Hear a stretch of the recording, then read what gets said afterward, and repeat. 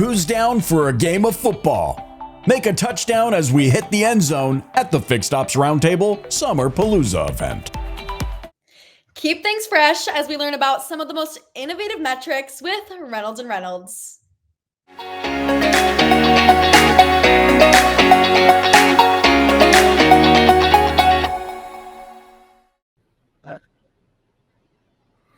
Welcome back to the Fixed Ops Roundtable. We have a great panel ahead, everybody, and we're going to examine benchmarks in fixed operations, the metrics, what we should be tracking, and the technicians' impact. With us today are Cory Kohler. You'll know him from the Reynolds & Reynolds Company, a great friend of the retail community. Also with us, Richard Lupo from Asheville, North Carolina at Appletree Honda and Acura. And also with us today, Ken Mauldin and Casey Pollard. They are with the Snell Motor Company, Jaguar Land Rover of Austin. And they're also, as well as Richard, certified dealers for the Fixed Ops Roundtable. Everybody, welcome to the panel, and thank you for being here. Thank you, Ted. Thank you. Thank you, sir. Thank you. All right. So exciting news in the last couple weeks. Cory, Reynolds has come out with this report. It is the Fixed Ops Golden Metrics Report. I understand this is the first time that the company has tackled this type of report. It's exciting, and it's starting off with some basic metrics, and it's going to help service departments everywhere. So, Cory, give us some background and how we got here and what we're focused on.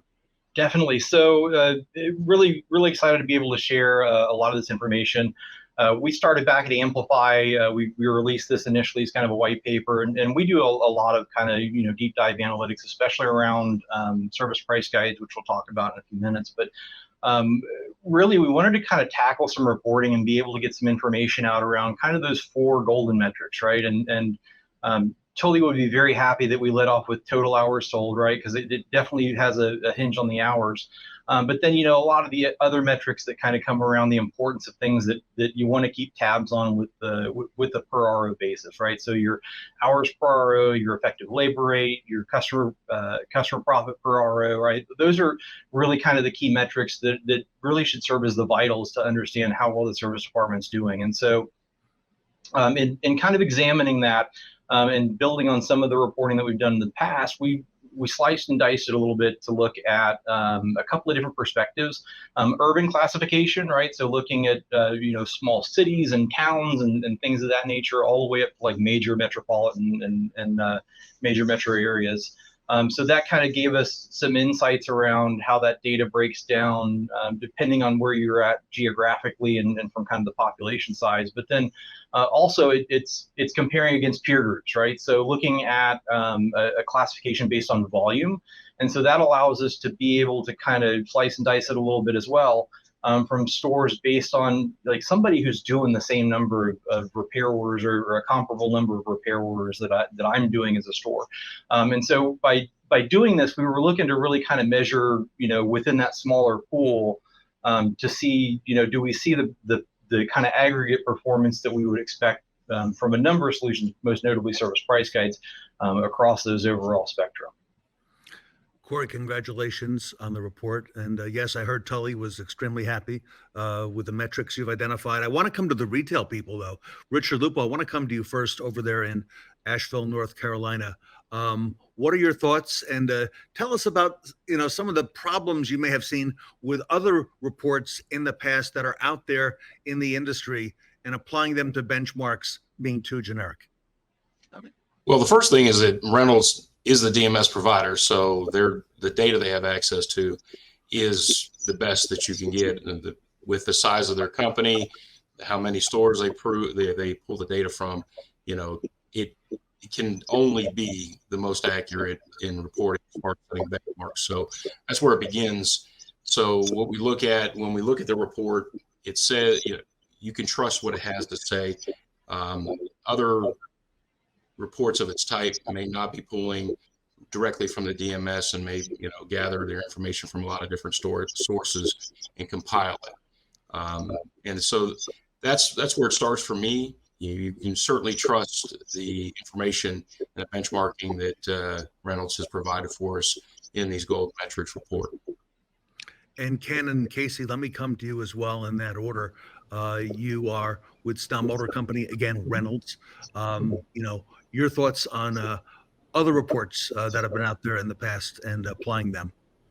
Well, that's always been one of the biggest things in this industry is, we live by numbers. We live by numbers. And if you don't have accurate information, you can't accurately manage your business. And that is one thing that with this new reporting system now that we have, we dive very deep, very, very deep into these things across the board and looking at, ways of improvement, things like that. So the fact that now that we really have some accurate information is going to make our lives a whole lot easier when it comes to managing our business, managing our process, and managing our people. And Casey, your thoughts? Well, I think the key here is having the different classes. Now you're being compared to a store that is like yours in size and volume. You're not going to be compared to a store on the other side of the world in California or somewhere. You're actually compared to a store that is like yours. So, for Ken's example, he can compare us to Frisco, but we're in different classes. So now he can compare Frisco to Austin, which are in the same class. So it really gives him an opportunity to compare us to other dealers that are sizable as ours. Mm-hmm. And Casey and Ken, before I come back to Cory, this is the first time I've seen this type of classification with urban and so on. I don't recall seeing that. So there must have been a lot of work. Again, before I come to Cory, Casey and Ken, your thoughts? Absolutely. Yeah. That when they did this classification based on zip codes, obviously, it was, to me, probably a game changer. Again, to what Casey just said a minute ago, I've got two stores here in what they would consider, we used to consider them a metropolitan store, but in reality, they're 15 miles apart. But the store here in Dallas and the store in Frisco are two different stores. The store in Dallas is considered a major urban store based on volume. The store in Frisco is considered a metropolitan store, again, based on volume. So trying to compare those two against each other, you can ask Casey sitting here or my other service director. They don't like being compared to each other. So this makes my life a whole lot easier when we can break it apart like this. All right, Cory, let me come to you. Tell us a little bit about the urban classification and the volume classification breakdowns. Yeah, and that's a really good point, right? Is that when you start slicing and dicing, like we've all heard the NADA estimates and averages and where you're kind of at, but being able to compare it to somebody who kind of fits where you're at. And so from an urban classification standpoint, we assigned each dealership to an area, right? Whether that was a major urban, whether it was a metropolitan, whether it was community or rural, right? Because those kind of, you usually have different demographic, you have different customer base, and oftentimes very different volume, right? So that allowed us to kind of start looking and examining things from a little bit of a different perspective than maybe we had in the past. And so that kind of started us off, and to determine where everybody was at, we based things, as Casey and Ken mentioned, off a zip code. So that helped us kind of guide in and dial in on the different areas. And then from a volume perspective, we looked at it based on a dealership class of 1 through 5, right? And that starts off at, stores were less than 300 ROs a month, from 300 to 500, 500 to 850, 850 to 1200, and more than 1200 ROs a month, right? And that kind of gave us some gates, if you will, around, how do we group some of those similar sized stores so that, we're measuring against something that's like attainable to a store that's within the same realm. And so that's really the kind of the focus, was to be able to look at the metrics across those areas. And, it wasn't a shock, right? Like the metrics, the stores that had the higher volume, oftentimes sold lower hours per RO and made less profit because they were turning more and in some cases had lower ER. But the volume makes up for it, right? We're pushing so many more cars through, oftentimes. But even the busiest shops, when we started looking at processes and improvements and things that we could put in, really the ones that even ones that were pumping 1200 out did in every volume class. Thanks to the technicians' involvement in the selling process, right? Like that's become paramount. And I think it's reflected in some of the areas, especially when you get into some of the volumes. Cory, any surprises that you were not anticipating that you found as you went through the data? For me, not really. So I've been blessed to be involved with the Service Price Guides team since I came on with Reynolds in 2005. And so understanding the power of what it kind of brings to the table, and what it has from not just advisors but technicians and everybody who kind of plays a part in the process. It wasn't a shocker to me, but it really was kind of an eye-opening thing where it's like to have it validated really does help you understand the sheer power that it brings into the overall process. That's a good word for it. Richard, give us some insight. Do you think that these breakdowns that we're describing, that Cory's describing now, will be able to give you better insight, in terms of, how you're performing? Yeah, I would say that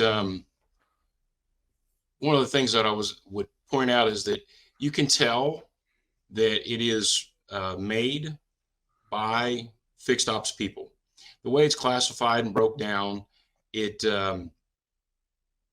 when you take demos from other companies, you can tell. I recently took a demo from a marketing company, and they purported themselves to be service marketing, but you could tell very quickly by the way that they chopped up the data that it was a sales oriented company trying to come into fixed. And when you read the golden metrics, it is broken down in fixed, a way that fixed would have a natural understanding of it. And I agree with Cory that there wasn't a lot of surprises in it, a lot of confirmation. And with the good data that you get, you can see where you actually stack up with people in your classifications. Ken, any further insights on those classifications based on some of the things that we're hearing? Again, back to Cory's point earlier about the zip codes. I think when we started looking at zip codes and breaking it down that way, again, using my group as an example between my Dallas and my Frisco store, there's always been a lot of rivalry going between the two of them and that type of thing. But, Dallas is substantially larger than my Frisco store, but they're only 15 miles apart. So by breaking it down that way, again, it's made our lives a lot easier. It's apples to apples now. We can really see what we're doing, how we're doing it, and where our areas of improvement are, and not just, again, you do a comparison where it's apples to oranges. It's not helping you when it comes to managing your business. Cory, if I can, let's come back to you. Let's talk a little bit about the technician's impact here. Your report looks at dealerships that have service price guide. I know you've been intimately involved with that for a long time at Reynolds, and dealerships that don't, and compares their performance against one another, which I think is very, very fascinating. What did you find there?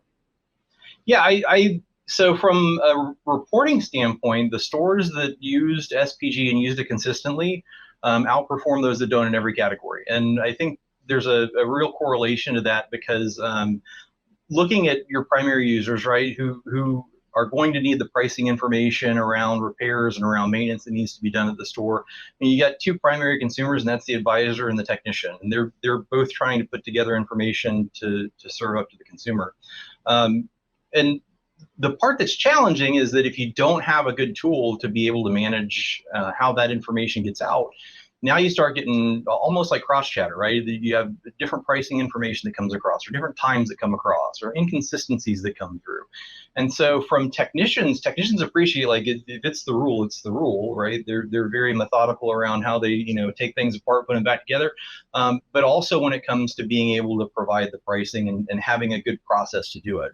The technicians have one thing to sell, and that's their time, right? And so the more that they're able to stay on task and be able to stay working and turning wrenches and being able to get vehicles repaired and services completed has a direct impact on their pocket. And so tools like service price guides, where it knows down to the penny how much things are going to cost, whether or not we have the parts in stock to do it, and it has a very robust back end from the team that supports it here in Tampa. I think really shows a lot of the difference that from technicians, they're able to take advantage of that and be able to use it to sell more total hours, get additional hours per RO, and do it more profitably, right? We're not trying to play let's make a deal, or, depends on, where I'm at in the month as to what I'm going to charge you for it. It keeps that consistency across all of the metrics. So Casey, let me ask you, why do you think service price guide makes such a difference? Well, we talked earlier about its accuracy, making sure everything's set up correctly so the technicians are are able to be more efficient. They're not having to ask their buddy how much did this pay. The advisors aren't having to call parts.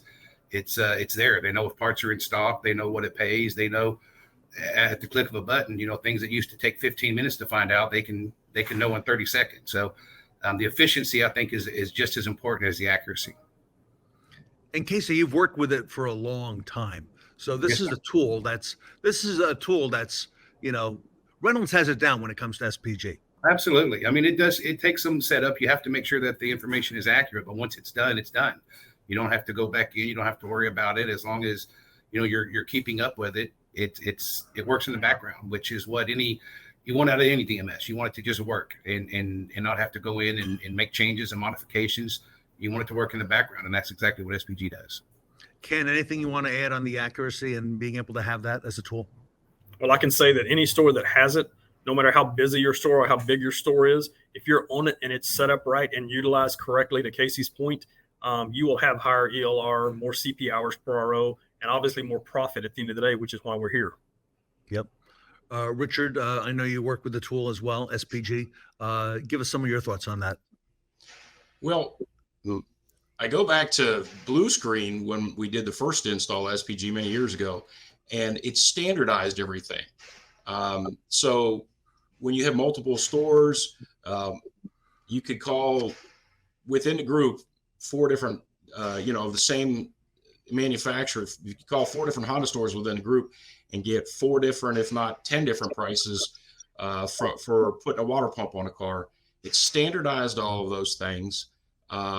It really took out some of the legacy times, what we called legacy times at that time, where it always used to pay 2 hours to put a window regulator in, so every technician just put 2 hours on every window regulator when that was a design from 20 years ago, and now we can get that to the customer at 6/10 and still be profitable at it and equitable for our technicians as well. So it standardized everything.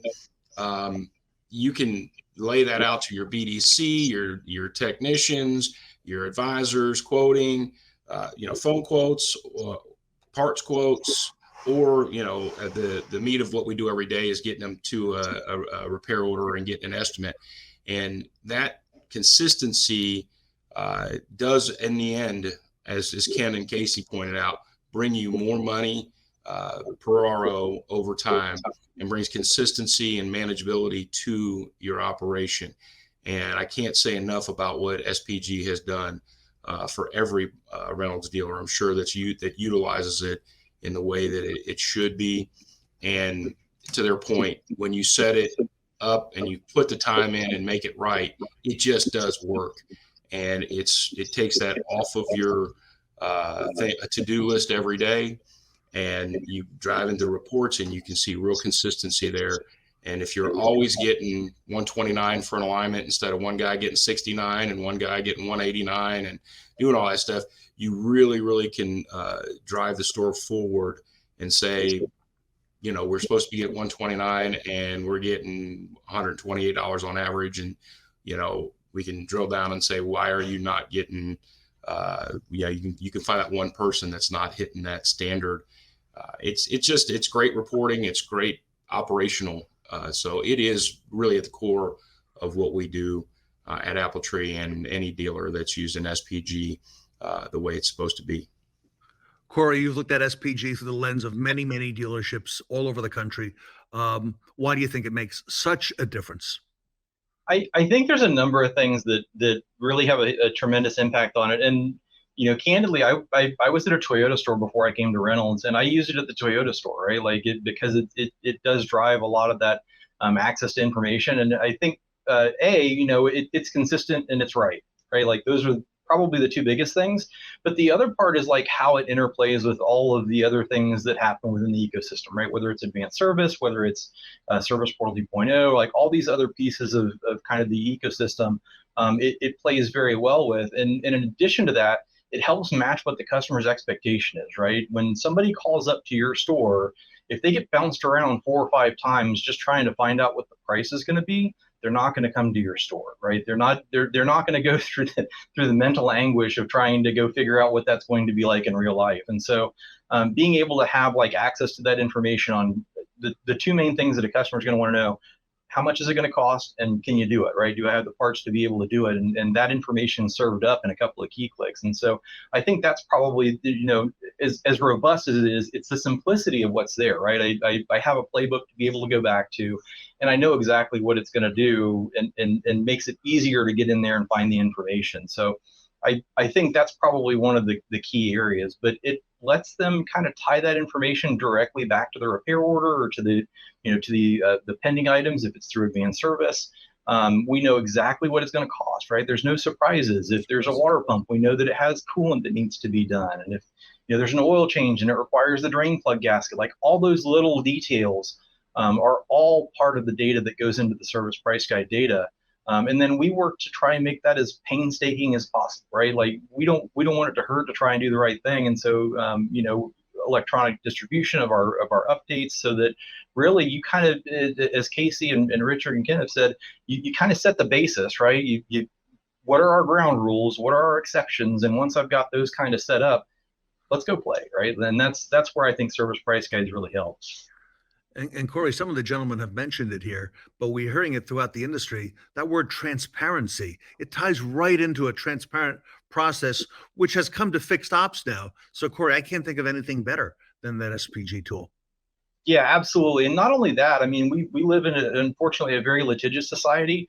And so if you are not out there consistently kind of providing your pricing information, there certainly exists the possibility that somebody's going to come back and ask you why, right? And so the nicest thing with that is, in addition to the transparency of it, it is very consistent so that everybody gets the same message, regardless of who they call up to. Mm-hmm. Everybody, Reynolds and Reynolds has recently released its Fixed Ops Golden Metrics report. We're discussing that today with some retail experts, Ken Mauldin and Casey Pollard with Snell Motor Company, Richard Lupo from Appletree Honda and Acura, Cory Kohler with the Reynolds and Reynolds Company. So Cory, I have to ask you, what comes next for the report? What's next on the horizon? So the next phase that we're looking at is to be able to do this as a counterpart for our Canadian customers. We've got a pretty wide base in the U.S. and a wide base in Canada, and so this report is based on the geographical areas for U.S. and we're currently working on a counterpart for Canada. We're also looking at, are there some other kind of sweet spot metrics that we think are going to be really impactful for being able to help determine the long-term success of service departments, right? Like being able to kind of have the insight to know what things are going to be key and important, and even to look at it in scale, right? Today, we provide tremendous reporting information that's available from within the retail management system. But even being able to kind of couple that with an understanding of, what is it for, other stores that are in a similar area, and being able to see that kind of at scale, I think will be helpful. And, using the tools and especially the way that things kind of tie in and work together. And like you said, to drive transparency, to drive profitability and eliminate waste in the overall process, right? Whether that's, technicians standing around because we're trying to get approvals faster, or, as Casey said, 15 minutes to go through. And that's probably a conservative effort for some stores, like where it's a half mile to walk to the parts counter and try and go, get the pricing information. So being able to try and take advantage of technology and the data where it exists and augment that process, not only for your technicians, but for your consumers as well. I liken it to, you go to a restaurant, what are they trying to do? They're trying to turn the tables, right? Because that's, getting the throughput really helps add on. And that's one of the other areas that I think that SPG in particular, but a number of other solutions really help with, is being able to cut out that kind of time in between the lost time and be able to capitalize on every hour that's there to sell. Cory, that throughput is the word that a lot of OEMs are hearing about right now. They're talking about that, the importance of finding efficiencies. While we have them here, on behalf of the folks watching today, let's ask Ken and Casey and Richard maybe what they think are some of the metrics that we might want to have explored in the future, to speak up for the fixed ops community. Ken and Casey, you've had a chance to look at the report and, get a good a glimpse of it. Any thoughts on potential things that Reynolds might consider adding in the future? Well, I think that word throughput is probably one of the biggest words you could have used. That is something that probably in the last year with our stores here, especially with the JLR brand, we had a lot of parts issues, things like that. So obviously it bottlenecked our throughput, but that is not the only problem that we were having. So we have really dived in deep now, and throughput is a conversation, and it's a word we use here every single day in our business as to how we can do it. So yeah, metrics revolving around throughput and what we can do to obviously be more efficient at the end of the day. I think that's a game changer, and I think that's the way the business is going in the future. Casey, your thoughts? Well, I would say these golden metrics, they're all tied to video and picture utilization. So if we could, look at maybe the media usage, media utilization, what's being, how many pictures are being taken, how many videos are being taken, how many are being shared with the customer. I think we have a lot of technicians that have bought into the picture and video idea, but are the customers seeing them? And I think that's where we missed the boat quite a bit. So I would like to see some of those metrics added down the line. Great point. Richard, your thoughts? So when you talk about Go Moto, adding for the throughput, and then we have advanced service, and we're an advanced service dealer, and that's really the next evolution of the SPG.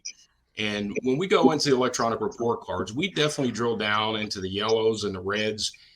We break that out by express, quick service one step versus main shop.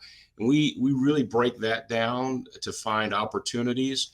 And that's we found that very helpful. Taking a look at one of our golden metrics that we look at when we drill down through that is looking at red check marks on our report cards in one step. So we feel that that's an opportunity where if we're in a quick service repair order and there's a red check that comes up, we track the closing rate of that recommendation very tightly, and it's something we talk about all the time too as well. So there's lots of opportunity within the data, as far as future drill downs for Reynolds to look at. That's one thing that we have been able to find. And then when you look at those red check marks on the advanced service, you combine that and line that up with the audio and video presentations, and then you track the closing rates on it. You can see exactly there's a direct correlation between those two, and we use the Reynolds service Snap application here too as well, and everything's integrated. The report card, the media, advanced service, and SPG's integrated right through it. So that's kind of a couple of points there that we wanted to talk about or bring in to the discussion. And also talking, Cory, about the litigious part of our society that's unfortunate. With the standardization that SPG brings, you can find yourself in a pretty sticky situation. And it used to be a very fairly common call where a customer called and got a price from one advisor for the same service and a different price for the other one. And that was an interesting call that said that I talked to John and he told me it's $1,500, and I talked to Joey and he told me it was $1,200. And which one is it? So when you train everybody on that SPG, you eliminate that. Cory Kohler, how does our Reynolds audience find out more? Where do we go take the next step? Definitely, if you go to our website, reyrey.com, REYREY.com, you can visit under solutions for our fixed operations side of things. The white paper is available for download. Pretty easy to process to get there, and you can have a copy of it yourself. Everybody visit reyrey.com, reyrey.com for more information. I want to thank Ken Mauldin, Casey Pollard for being with us today from Snell Motor Company, Richard Lupo from Appletree Honda and Acura. These are all certified Fixed Ops Roundtable dealers. Cory Kohler with the Reynolds and Reynolds Company. Gentlemen, thank you on behalf of the Fixed Ops community for all you do. Thank you. Thank you for having us. Thank you, Ted.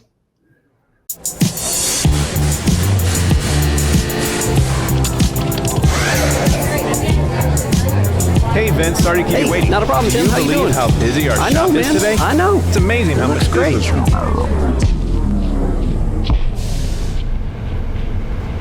What Tim doesn't realize is that his service department could be a lot more efficient.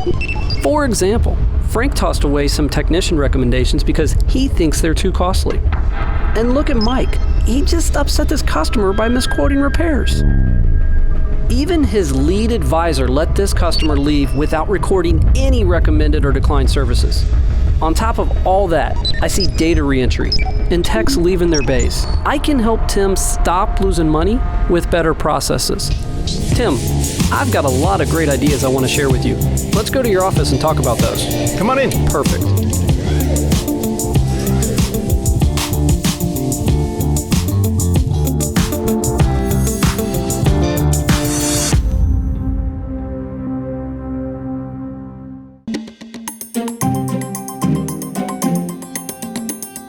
When I first started here as a service advisor, our process for upsells was pretty much old school. The work order was written up, the technician would do the report. Our multi-point inspection was still carbon copies. When the technician had recommendations, they wrote it on the back of the hard copy. The parts departments would do a parts request for the technician.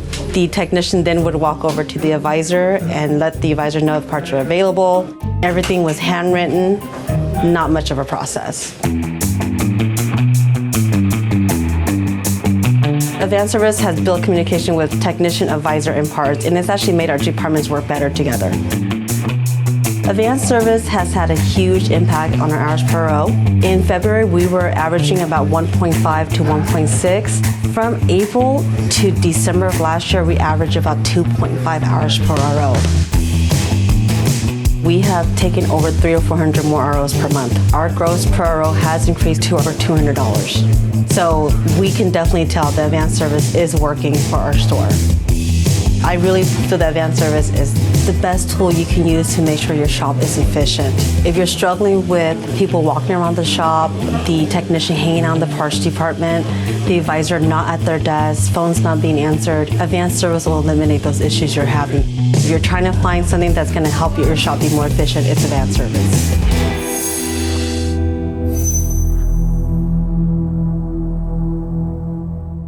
Get your dealership mobile service ready at the next Fixed Ops Roundtable pop-up event happening live at Bozard Ford Lincoln in St. Augustine, Florida. Please join us on Thursday, October 17th. Follow us on LinkedIn, Facebook, and TikTok. We'll see you soon.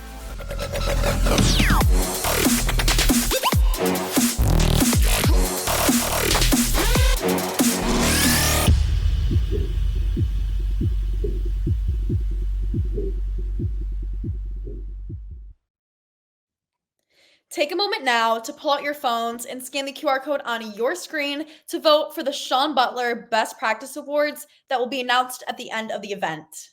Remember, every vote counts. So make sure to shed light on the 5 best speakers or panelists whom you think are making waves by casting your vote. And don't forget, you can only vote once.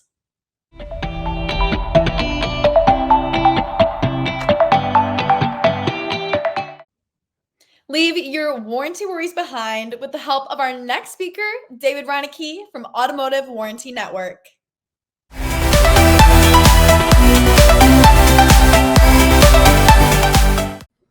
Welcome back to the Fixed Ops Roundtable. I'm Sarah Vantine here with Ted Ings and David Reinicke. Welcome to the Roundtable, gentlemen. Thank you very much. Glad to be here. Automotive Warranty Network is a family-owned and operated warranty claims management service based out of Denver, Colorado, and they've been providing professional manufacturers warranty claim administration services to dealerships for over 30 years. AWN is a certified partner for the Fixed Ops Roundtable, and they have an employee base of more than 320 highly qualified warranty administrators, team leaders, auditors, trainers, and support staff, and they process more than $100 million in warranty per month. David, that's a huge number. It is a huge number. Yep. It's a lot of money out there. So got to make sure it's handled properly, right? Yes. Well, David, AWN or Automotive Warranty Network is the big name. And today, if it's all right, what Sarah and I would like to do is discuss maybe some of the how you accomplish a lot of these things without being at the dealership and helping dealers as a partner. So if it's okay, A question I have, okay, is I know in dealership when we have a warranty administrator who works in-house, I know communication is very important between the service advisors, technicians, and I see and understand how that can work. How does it work in the case of Automotive Warranty Network? How do you handle that communication and even more importantly, accountability and do it offsite? Sure. So it's not a lot different once you get used to it than having an in-house warranty administrator. For each one of our clients, we give them a dedicated warranty administrator that they can expect to have that same person working their store every day. So it's not like they're going to have, somebody different, tomorrow or the next week. They can expect to have the same person. We encourage them to build a relationship with that person. So the dealership has their contact information, their phone number, their email address. And usually there's daily correspondence and, picking up the phone, asking questions. And, for a lot of our clients, once they get used to, instead of walking in the next room, picking up the phone and making a phone call or sending an email, it's just a new habit and new way of doing things. So once they figure out that, they still have the same resource, they still have the same, person to deal with, it's just a matter of changing their processes. So, other than that, we do a lot of communication via our application called CARS, we designed it to be a communication system between us and the dealership. So it's a really good way to notify the dealership when there's issues with an RO that need to be resolved. And it's fully transparent, and it allows us to build reportings and analytics around, what things we're discovering in the dealership that need to be corrected. So maybe technician comments aren't adequate. But it also gives the dealership a method to communicate back with us that's logged and everybody can respond to it. So if they need to communicate with us, not just their admin directly, they also have a team leader and a production manager and really a whole team of warranty administrators that they can use the knowledge of to get answers to warranty questions. So and then that leads into the accountability part. So that system allows us to hold our staff accountable and hold the dealership staff accountable for the things that we're finding that need to be corrected in the dealership. So, we can generate reporting to show them, we're seeing a high frequency of clock time issues. And, from there, help the dealership formulate a plan to improve on that. So. And I imagine you see a lot of, with working with so many dealers for so long as you have, you can detect, the little red flags come up. I imagine when you see something that's not quite right and you've seen it at other dealerships before, you would probably be one of the first to be alerted. I would imagine AWN would, when something is not quite the way it should be.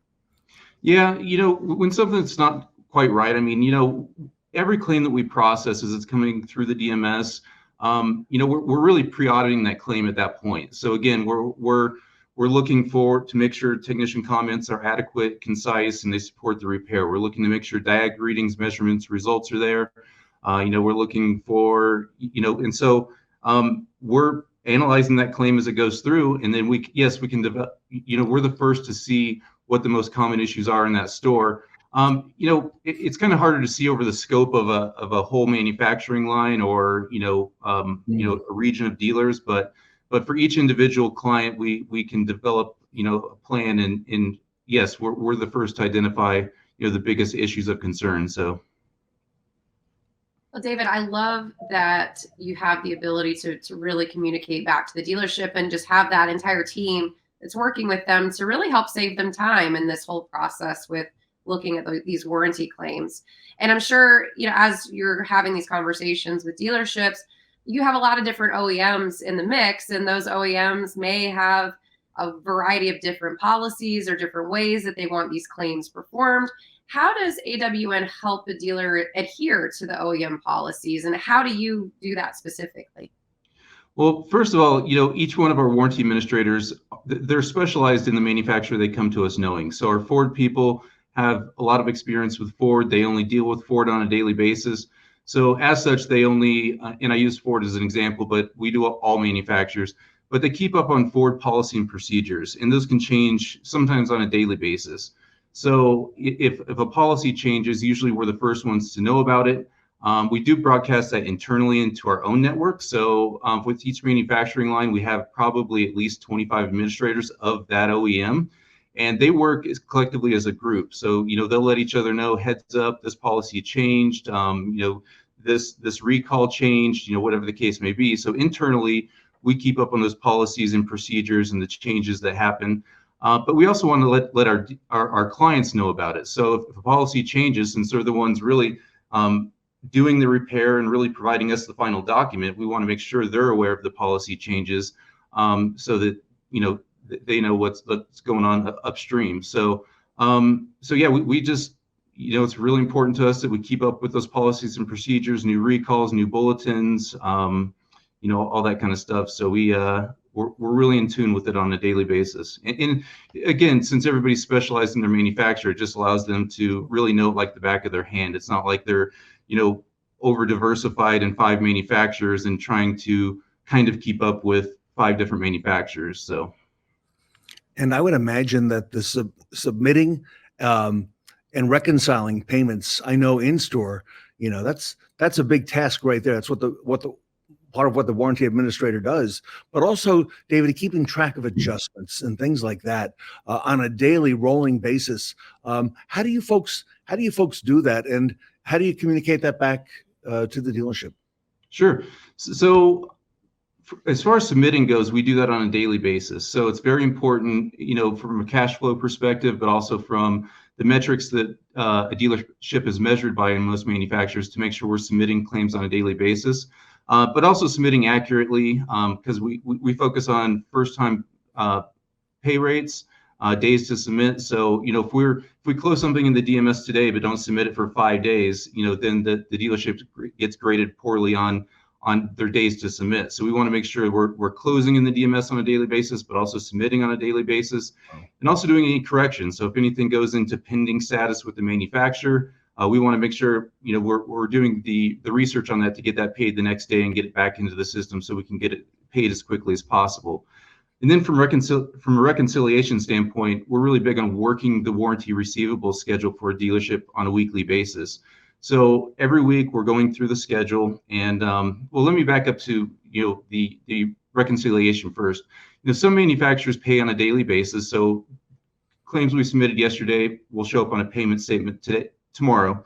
Some are weekly, but we like to, if a dealership will allow us to, we'd like to post those credits when they're released by the manufacturer, so that we can help maintain the schedule as a relevant document. If you go several weeks without posting the credits, and then the schedule you're working anyway is kind of an irrelevant document. So we like to be able to post the credits if we can. And then we do the research to find out why there might be any adjustments. So you mentioned any adjustments. So if there's any labor differences, parts pricing differences that occur, we're doing that research for the dealership on a weekly basis, and then providing them a JV so that they can post those differences and really clear the schedule. So but along with that, again, we're working the schedule on a weekly basis with detailed notes next to each aging item. That gets turned into the dealership so that they can review it and always know where their money's at. But we also have a team internally, and I know it sounds like a lot having 1,400 schedules to deal with, but we have a large team that deals with it.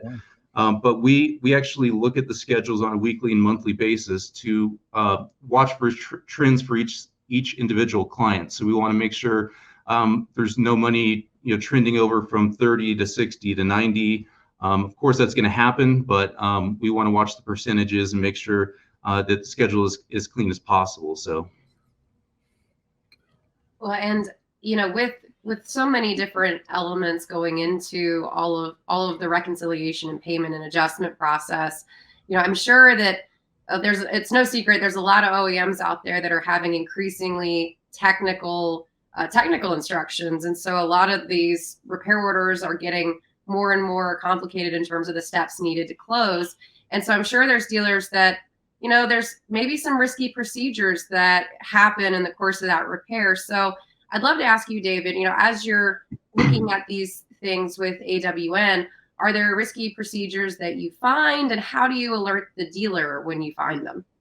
No, absolutely. So, there can be risky procedures that we run into when we bring on a new client or dealing with a client that may have new staff or whatever the case may be. And, we always look at, intentional risky behavior and then unintentional risky behavior, right? So if we find something risky that a dealership is doing, that may cause them to either, lead to an audit or just be improper on a daily basis, right? We always want to help a dealership operate ethically so that the manufacturer does ever come in, everything is as clean as can be. So if we identify through our processes intentional risky behavior, the dealership's intentionally doing something wrong in order to get claims paid, we will work with the dealership to try to get that resolved first. Again, if it's intentional, we'll go as high as we need to in the dealership to get that resolved. Typically the owner, dealer principal, to make sure they're aware of these risky procedures that are happening in the dealership. I mean, at the end of the day, it's their money. And, like I've talked about before, your average client that we have in warranty revenue is processing $2 million in revenue every year. And we have some clients that are up to $6+ million every year. So, it's really important to us that we let the person whose money it is know about risky procedures, right? So if there's unintentional risky procedures, so it's just a lack of training, lack of knowledge, lack of education, we have programs that we can get with the dealership and even go to the dealership and work with them on site to help them better their processes, teach them what they're doing wrong. Especially, we have programs for technicians, programs for advisors, service department, service managers. We can go into the dealership and help them develop good processes. And, really the most benefit that I always see in doing this are with the technicians and the advisors, and especially technicians, where we can advise them of what the policy is for warranty, so they know. I mean, a lot of times technicians just want to fix the vehicle and get it back on the road, but they may not know what the requirements are for Ford, for Chrysler, for Toyota, whatever the case may be. So if we can go in and educate them on what they need to do it properly, a lot of times they're very receptive, and we fix those risky, unintentional behaviors. So, David, this has got to be, from the dealer's point of view, in terms of accounts receivable, this is the biggest accounts receivable they've got, is the OEM, that manufacturer. And you mentioned earlier about the importance of keeping the warranty schedule clean. I can't tell you how many dealers and general managers I speak to, and they are always telling me about meetings they're having, going through the warranty schedule, making sure it's clean. And I recall that when we got together middle of last year with Sarah, we were all in Orlando with that group on stage, you told us about the importance of keeping that schedule clean. I don't know if you want to add to that with anything. Yeah, it's so important.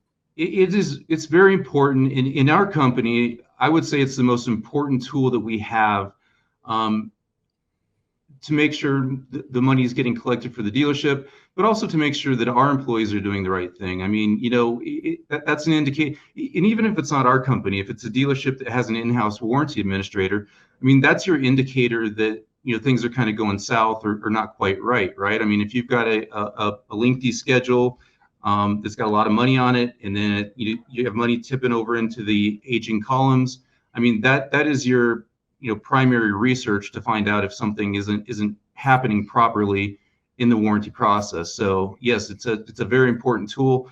And I mean, we really pride ourselves on clean schedules. We like clean schedules. We like current schedules. We don't like to see anything getting out there into the 60, 90, 120 day columns for sure. So I think that's, again, the most important tool you can use if you're monitoring your warranty process.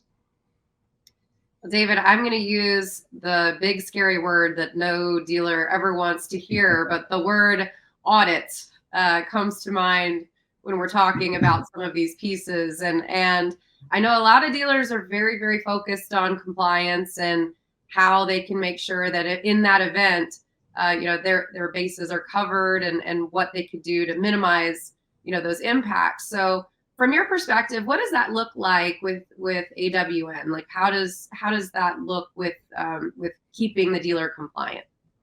So again, as we're going through our process, if we're processing for the dealership, we're looking at every claim at least from an electronic standpoint for compliance. So again, making sure technician comments are adequate, all the requirements are there to keep it audit proof.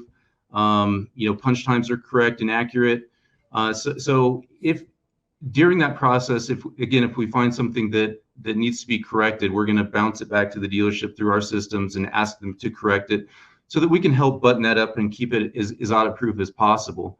We do have additional services where we can perform mock audits for dealerships the way the manufacturer would. So at that point, we're looking at the full scope of what the manufacturer would be looking for as far as like customer signatures, sign add-on repairs, attached supporting documentation. So, that helps us provide the dealership of a snapshot of where they would be today if the manufacturer were to come in and audit. But on the point of audits, I do want to mention that, audits are becoming more and more prevalent. And I think, there's some dealerships out there, at least in the past, that have kind of looked at audits like we would look at a personal audit, right? An IRS audit, like it's never going to happen to me.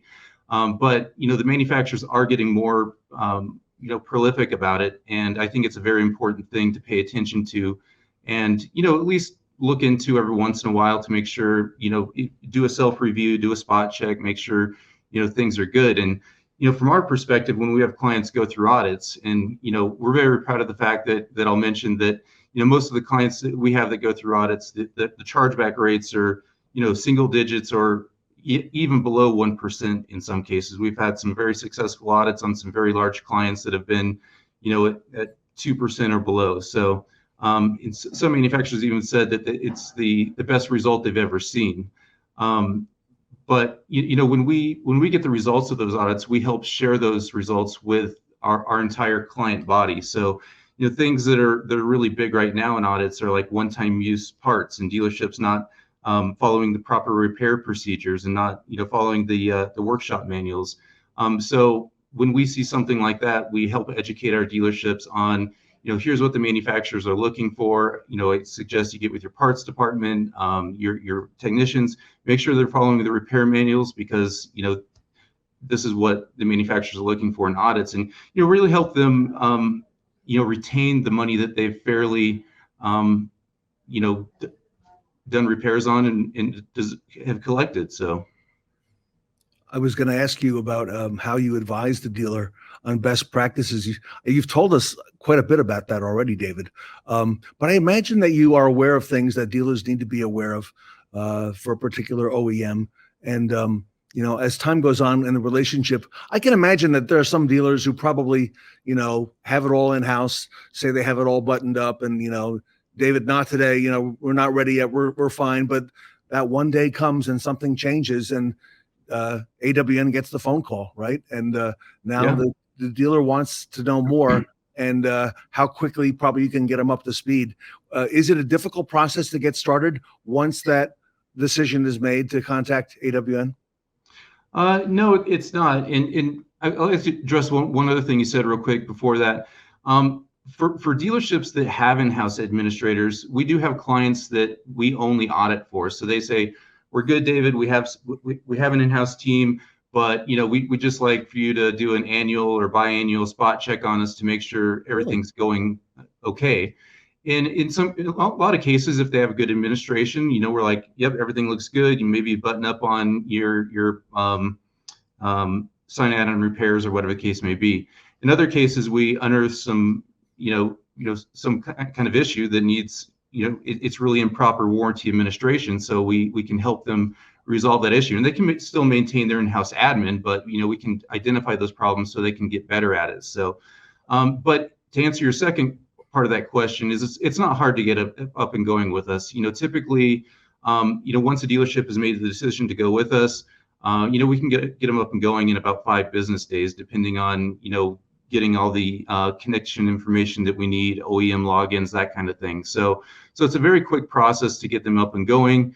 And part of our process when we bring on a new client is, again, looking at that warranty receivable schedule, right? That's the first thing that we do when we bring on a new client. We pull the schedule, we see what the condition is of the receivables, and we start collecting the aging money. So that's our first goal is to, get them cleaned up there. But then, once we get going with them and identify some of the stuff that we've talked about, whether it be, compliance issues, risky behaviors that we talked about, once we start identifying some of the problems that they may have, and not all of them have problems, But then we can advise a training program around that. So we can say, okay, maybe we need to come out for a few days and work with your team because we're seeing, these discrepancies that we've been talking about. So, but again, to shorten that up, it's not a difficult process to get up and going with us. So I didn't realize you do all that, even when they have an in-house person as well. That's a great service. And again, and advising the dealer on best practices and so on. Do you typically do that with the is it the dealer? Is it fixed operations management? Is it different in every case? As far as who we're working with? Yeah. Yeah, it's different in every case. I mean, in a lot of cases, it's the fixed operations director for a group that brings us in.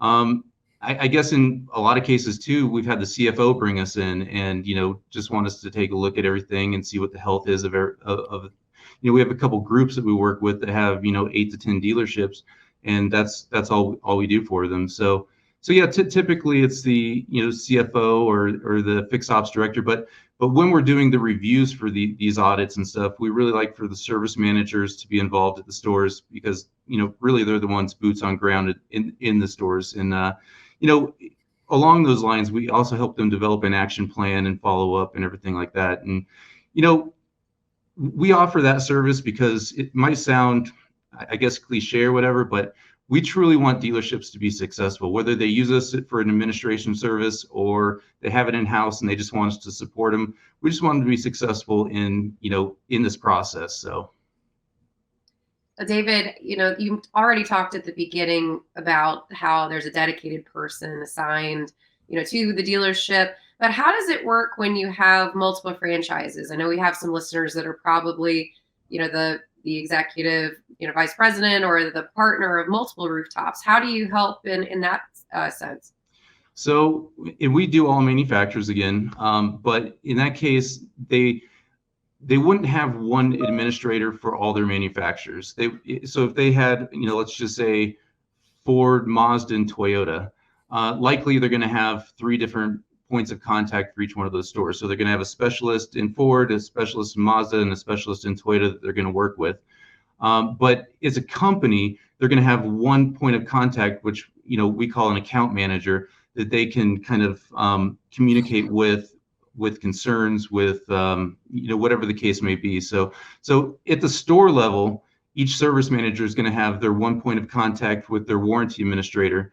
But for somebody that's managing the whole group, they would really have one point of contact that they could call with any concerns they need, and then we would work as a team in-house to resolve any of those issues. But it's not uncommon for we have dealer groups that we work with that have completely eliminated the role of warranty admin in their dealership, and they've only gone with us. And then they have, again, the one point for 18 stores, they have the one point of contact, but then each one of their individual 18 stores has their individual points of contact. So, and Sarah, I didn't know until recently when I spoke to David that AWN handles some of the biggest of dealer groups, and they do the whole gamut, medium and small. But a lot of the big and recognized names in our industry trust their warranty receivables to Automotive Warranty Network.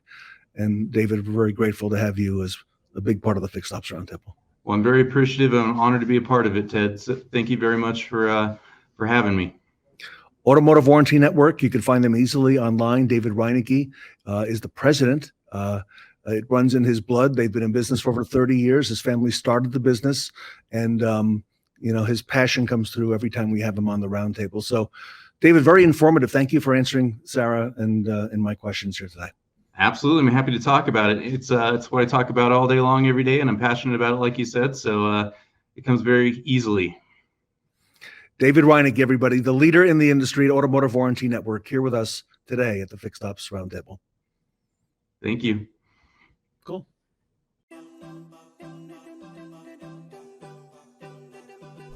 Automotive Warranty Network is the largest and most experienced manufacturer's warranty claims processing company and warranty resource in the world. We have experience with all manufacturers and have hundreds of talented, experienced warranty administrators that are trained and certified. We work with over 1,000 dealerships in North America and have partnerships with hundreds of dealer groups including most major publicly held groups. We comply with all the FTC safeguard regulations to ensure your data is protected and the warranty transactions we are making on your behalf are safe. When you partner with Automotive Warranty Network for your warranty claim collection needs, you are assigned an experienced, manufacturer-certified warranty specialist that will work on your warranty repairs on a daily basis in your DMS. Our claims management service is a full warranty claims administration service.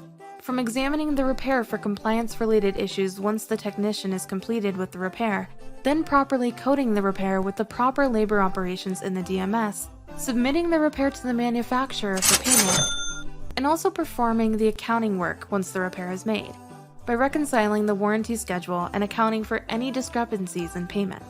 During this process, we use our proprietary CARS software to make you aware of compliance issues that you need to be aware of and address to make sure claims stay compliant in the event of an audit. Our software also tracks the frequency of certain compliance issue types and who is responsible for them in your dealership, so we can help your staff better understand their roles and responsibilities in the process and help them perform their job function more efficiently.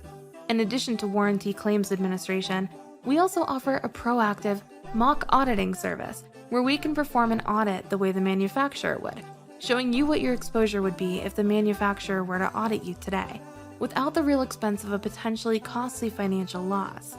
During this process, we will ask for the hard copies and supporting documentation for a list of 20 to 50 repair orders, depending on the scope of audit requested.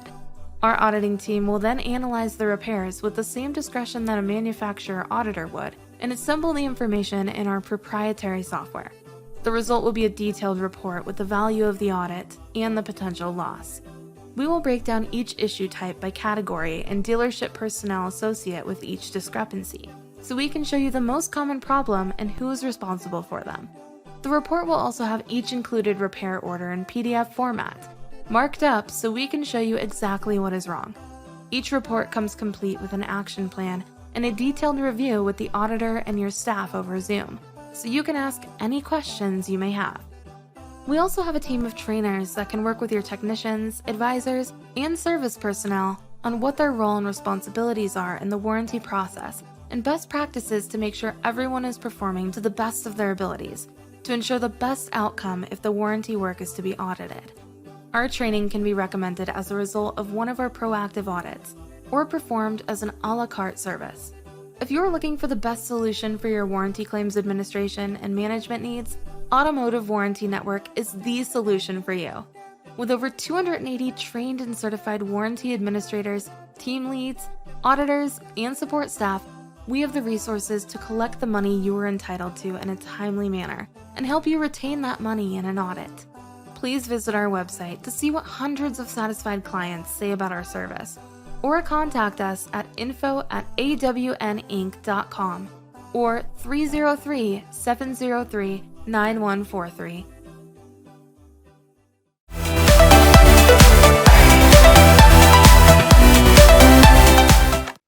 Catch the industry leaders on the cover of our next segment with the Fixed Ops magazine panel.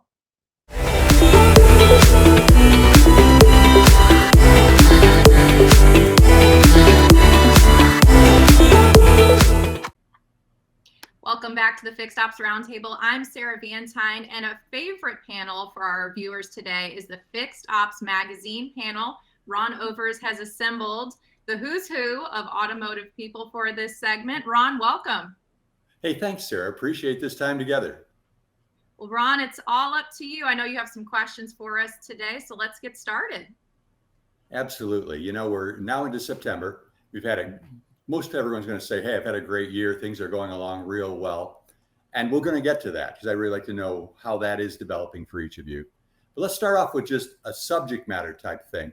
The last 3 issues of our magazine has had a lot on AI, just like how are you using it? You know, are you using Copilot? Are you using OpenAI?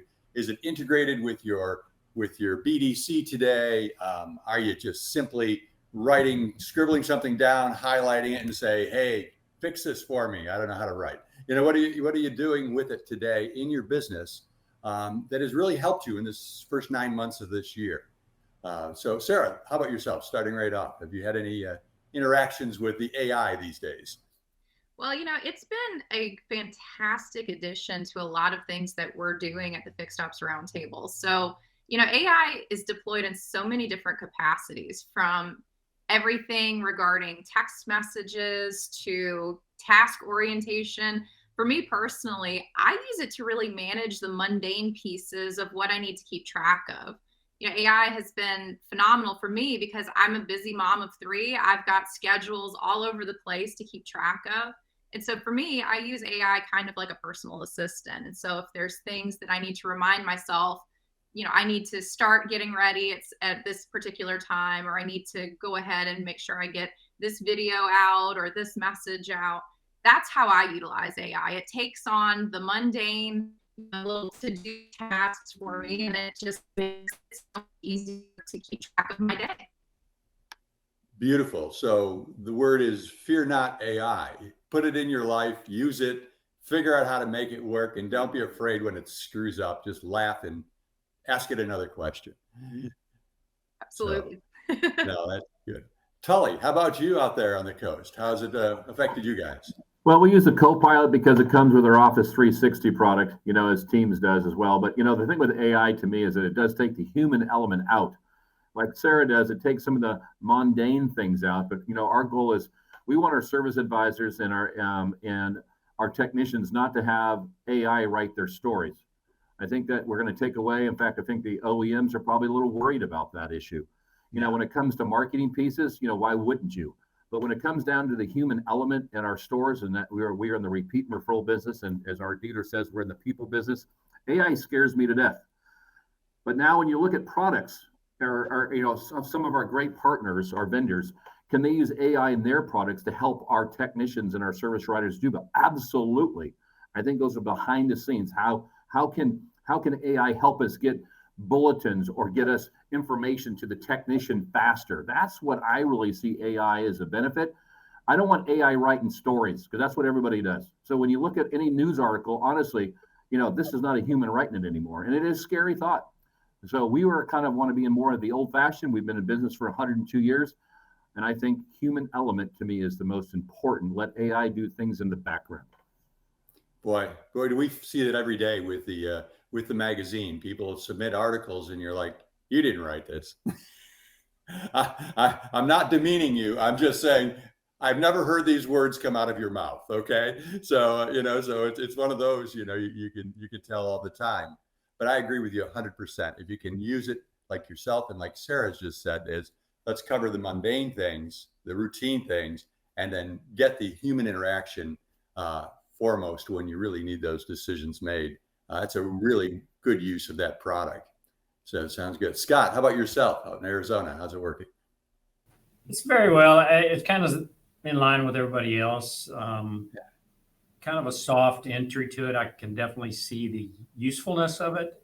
Again, just to manage the mundane things and whatnot. I do use it some for modeling responses, like to a review or maybe an email when I'm kind of stumped on what to write. It's very helpful, very suggestive as to how you can model a good response. But definitely, just like Tully said, you don't want to use it for the technicians writing stories or advisors writing stories, things like that. That needs to be from a human and real and relevant to what happened with the car and what's going on with the car and so on and so forth. But definitely can see where it's going to be very useful, kind of delegate to it and let it manage my mundane stuff for sure. Absolutely. What I'm finding is, there's three different levels of, three general levels of AI. And if you use the basic one, it's pretty good. But we all jump into this generative one where some people call it hallucination, but some people call it an initial of BS. Okay. It creates stories that may not actually align with your thinking. And it's just creating a hypothetical, response to something, which can be really, really troubling if that's going directly to a customer. So you do need to be very careful with these things. Ed, down in St. Augustine, way over there, 20 minutes away. What's going on? I'm very similar to Tully, but I don't want to take the human element out. With that being said, we still use AI in a lot of areas. Looking up manufacturer information, that stuff is out there and it's easier to get our hands on. Going through Google, we use it on our chat. But more so, I don't want to take the human element out. I want our customer to get that personal experience. And to tie into that deeper, like you said a few moments ago, Ron, that person never said those words before. I'll write something in LinkedIn, and then it comes up with a little thing at the bottom of it says rewrite with AI. And I'll click rewrite, and I said, that sounds nothing like me. So then I have to unwind or either copy and paste the original one back on there. It'll grow and it'll get to the point to where it does sound like us and put all those elements in there. But right now, I think it's trying to make us all look, maybe it's smarter, but give us a different vocabulary than what we live with. And I want to be authentic. So I want to keep the human element there and keep the authentic touch to it. And if it has drawl and slang and whatever else, that's who I am. So I don't mind dispelling that to my audience. But it does work for just general information. Just if you're chasing some data down or whatever else, use it. It's easy to access. It's like a resource center. Absolutely. You know, in the magazine, we used to take out all of the conjunctions and the slang kind of things. And we really looked at it more now and said, we don't want to remove their personality from the article. And that's kind of who they are, you know, and, you know, we just have to, okay, we're going to make it grammatically right. We're going to make it sound very intelligent, get the thought process in the correct order. But if that's how they communicate, let's keep that, because they laugh. We smile and laugh at people because of the way their personality comes through, you know, their words. And so you're absolutely right. It makes perfect sense. Jim, how about with your business? How's AI work for you? Sure, Ron. AI works really well here. You know, we never, ever want to get away from the human touch ever. AI is a great tool to initiate the contact, initiate the conversation. And at that point, you know, we use it for kind of a BDC where service appointments, service follow-up, CSI follow-up after a repair order closes. And then as the customers interact with the AI initiated conversation, a human takes over and continues the conversation seamlessly. So we never reveal that it's AI, obviously, and the customer thinks from beginning to end, they're interacting with a human from an employee from our dealerships. It works out really, really well, but AI does the initial contact and all the sending. It works really well. Our appointments are up, our CSI is up because of interaction, and we're able in real time, if somebody has a problem, and they respond to a CSI follow-up that was AI generated, a human immediately takes over the conversation, either picks up the phone or resolves it in real time. So we get a big lift that way, because if it wasn't for the AI generated conversation, the human may not have been that efficient to start that conversation. So it works, the way we're using it, it works really, really well. But we never, ever give up the human touch, ever. Perfect. Makes great sense and great utilization of it for sure. Tom, how's it going in Western New York? How's this work for you? Excellent. So we got, you know, two things. One on the business side, we're actually just starting to get rolling with similar to what Jim's doing, but it's more so on the appointment side. So, you know, so our BDC has 42 agents. We're going to handle north of 1 million phone calls this year, inbound and outbound. We're pretty much maxed as far as what we can do and the size of that, the scope of that operation. Yeah. So using AI to do only oil change appointments, basic quick lane type stuff, oil change and tire rotation, and giving the customers to interface via a new AI assistant allows them to choose to use the AI assistant. It can handle an infinite number of phone calls at a time. There's no limit to the number of calls. It's never going to go to a voicemail. And then the beautiful part is, if for some reason you can't come to an agreement, you don't have the right time or the right space for the customer, it actually whispers the BDC agent and it says, hey, we have Ron Overs on the line. He's trying to get his vehicle in. This is the vehicle. This is the time he was looking for, and there's not an available spot. So when that BDC agent picks up, it's been a warm transfer and they're able to just pick up seamlessly and you don't have to start back over. So that's the space we're going on the service side with AI. But then personally, I also discovered a device that I use now for all of my meetings, where instead of handwriting notes, This little device will actually record my meeting. It gives me a recorded, it gives me the recording. It gives me a word for word transcript. And then it also gives me an AI produced document that gives me all of the notes, conclusions from those notes. And it's pretty spot on. But I find that now I'm able to be more present in the meeting instead of I'm taking notes all the time. And then I miss some important piece of information, got to make people go back. So those are the two spots where I'm using it. Sounds like a perfect application for it. And I like the you said a couple of words that really, the warm transfer over to the real person, right? I mean, if you've ever been on the consumer side of this, and so many of these things I look at I'm a consumer for a moment, and you're into this dialogue and they say, oh, you need to elevate this call, and you switch it over and they're like, hi, can I get your phone number one more time and your last name? And just confirming, is this like, stop it. Okay. You know, it's me. Let's just get on with it, and you want it to just switch over and it makes perfect sense the way you're explaining that. So good stuff. Shon, how's it going in Wisconsin? It's great. It's not snowing, so it's always great when it's not snowing in Wisconsin. So, and again, I'm a glass half full guy, and I can follow up what everybody else has already said to Tully's point, and especially what Jim said. We use it for our follow up like everybody else does, and obviously, but on a glass half empty kind of a story, I got to tell you guys, when John and I were down in Florida, we had an in-house BDC with 19 different franchises, and it was tough because you're expecting somebody to answer a Maserati phone call and then a Kia phone call and treat that customer the same. So we tried AI, like we didn't go feet in, we went neck in with all of them, and we epically failed. I mean, so to Tully's point, we tried to take the human element out and we failed. And I openly admit that we failed. And I'm not ashamed to admit it, that we had to sit back and regroup. Like we had to regroup in a big hurry because the clients just hated it. I mean, there's no other way to say it. The pushback was strong, and it wasn't meant to do anything other than make people's jobs easier, especially the client's job easier. But in return, I mean, it backfired us on a big hurry. And it was in-house. We tried it. It didn't work. And then we regrouped. I don't know that that's not the way of the future as far as AI. Again, you call Delta Airlines, you're not talking to a human unless you want to wait for an hour and 30 minutes. All right. You're going to go AI. I just don't know that we're there yet. Right. I think you're right. I think the technology has grown dramatically in the last 2 years, dramatically. I think it's going to grow dramatically in the next 2 years to follow. And it's going to continue to just get better and better. But you're right. Diving in neck first, you find that you're right. You're going to have issues until you really work through all of this stuff and make it go. Hey, John Fairchild, you always have something to say. How's it? What is it? How are you involving AI in all of this? Yeah. I started rambling on right away with my mic muted. I'm kind of a blabbermouth like everybody else on this panel, for sure.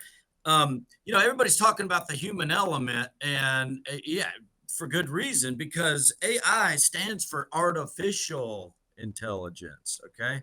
And yes, it is going to develop and develop and develop. But I will say this about AI. I use ChatGPT 4.0, and I will say that garbage in, garbage out, and it really depends on how you prompt it to what the results are. I'll give an example. Yesterday, one of the general managers in this group said, "Hey, let's survey our managers and advisors on what kind of training that they would want." And I prompted ChatGPT 3 different times to get what I really needed out of it. And then I had to touch it and go through each one and modify what was there. So it is a tremendous tool, and it will get you, another aspect is writing a book. I know Ed Roberts, who was here a minute ago, wrote a book recently, and I'm toying with the idea of writing a book myself. And sometimes you just get stuck. Now, it's not going to come out like the way you would say it. So you still have to go through it, edit it, make it your own, but it is a good source of ideas. We had a questionnaire that we did yesterday, and it spit me out so many elements. The beauty of it is that it's going to give you ideas that maybe not at the top of your head and keep you going and keep you efficient. So I think AI is an important tool. It does continue to develop. There's a lot of stuff we're not even thinking about right now. It's going to help us with, but it's a tool. It's not going to replace us, but it is going to enhance, if we let it, the way that we come across. But yeah, everybody's talking about the human element, and it's a necessary component in human interaction, or else it just you don't feel the love from it. Right. Well, absolutely. I think what we learned just from this dialogue is to say, get in, get started, use it as an assistant, use it, find out ways to make it seamless, the transition when you're using it from the first face for your store to the live BDC person, let's say, and that you just make it seamless with your process. Don't let it take over and think it's going to do all things. It's not there yet. I'm not sure it'll be there in 2 years, but it is dramatically better than it was just a couple of years ago. Well, I wanted to open with something other than, how's life and how's business. Okay. So there's one that wasn't exciting, but it's really, if you're just a dealership in the United States and looking at this and say, yeah, I read all this stuff, but I haven't even started with it. The point of this is get started and just do what you can do. Don't be Shon. All right. Don't jump in and all the way. Cause you're probably going to get the same response, right? You're going to be like, oh, gee, that really didn't. And yeah, start, get moving, try tools, trust your partners and see how they do and make it work for them. And I think you'll be happy with it. We use it here all the time with the magazine. But like you said, just as suggestions and ideas how to make things better, even with images and everything else, right?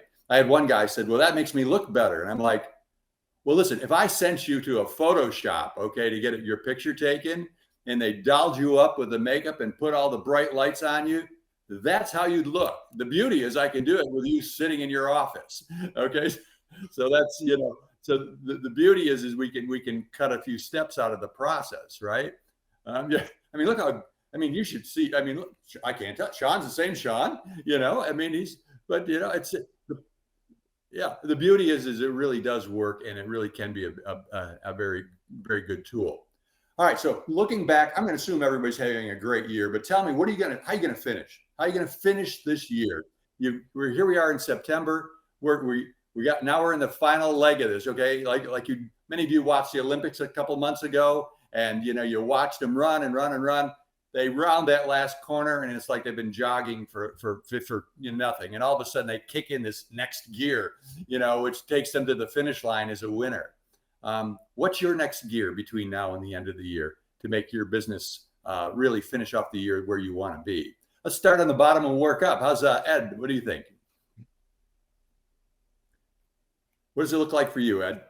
So we always have projects we're working on, and obviously this year has been, as we head into the fourth quarter, this year is a year that we have pushed really hard to expand mobile. Yeah. And we are continuing to do that.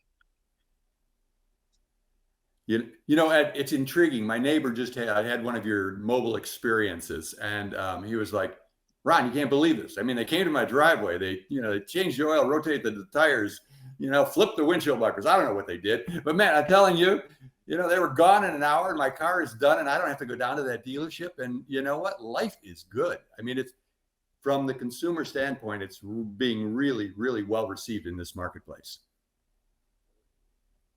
It takes the pain points away.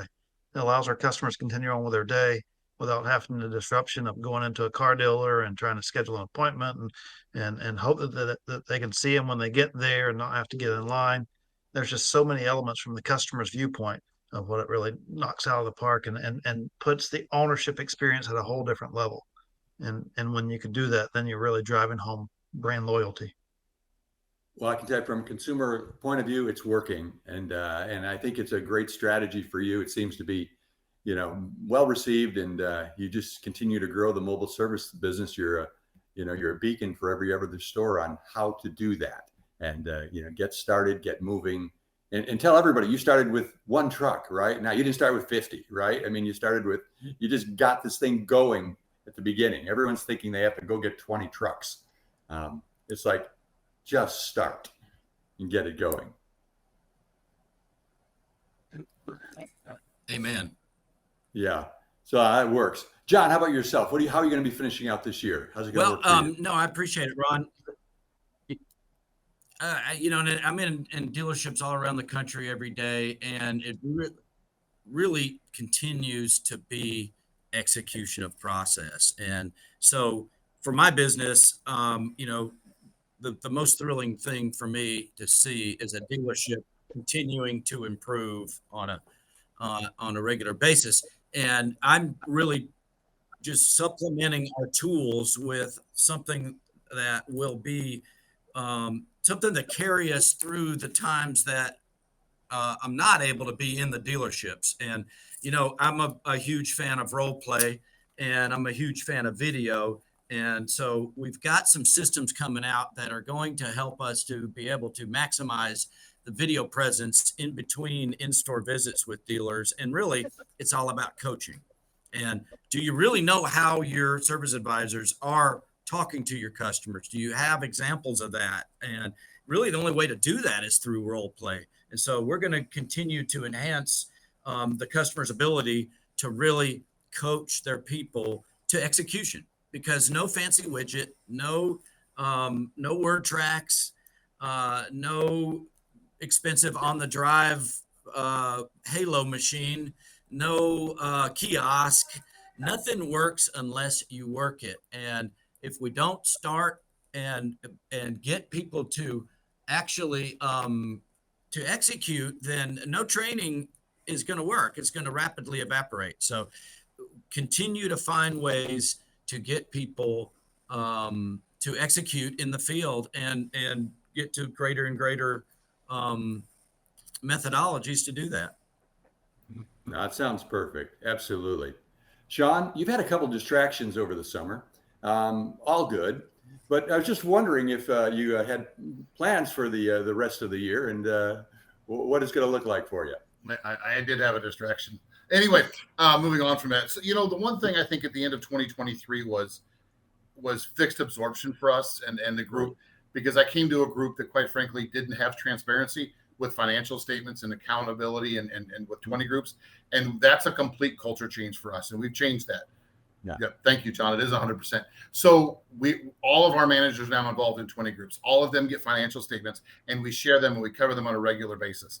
Okay. And I got to tell you, if you're looking at growth, we're looking June, July, August growth in numbers that are, we can all forget what happened, but June and July, put those two numbers together with a 50% growth as a group. We have stores 120%.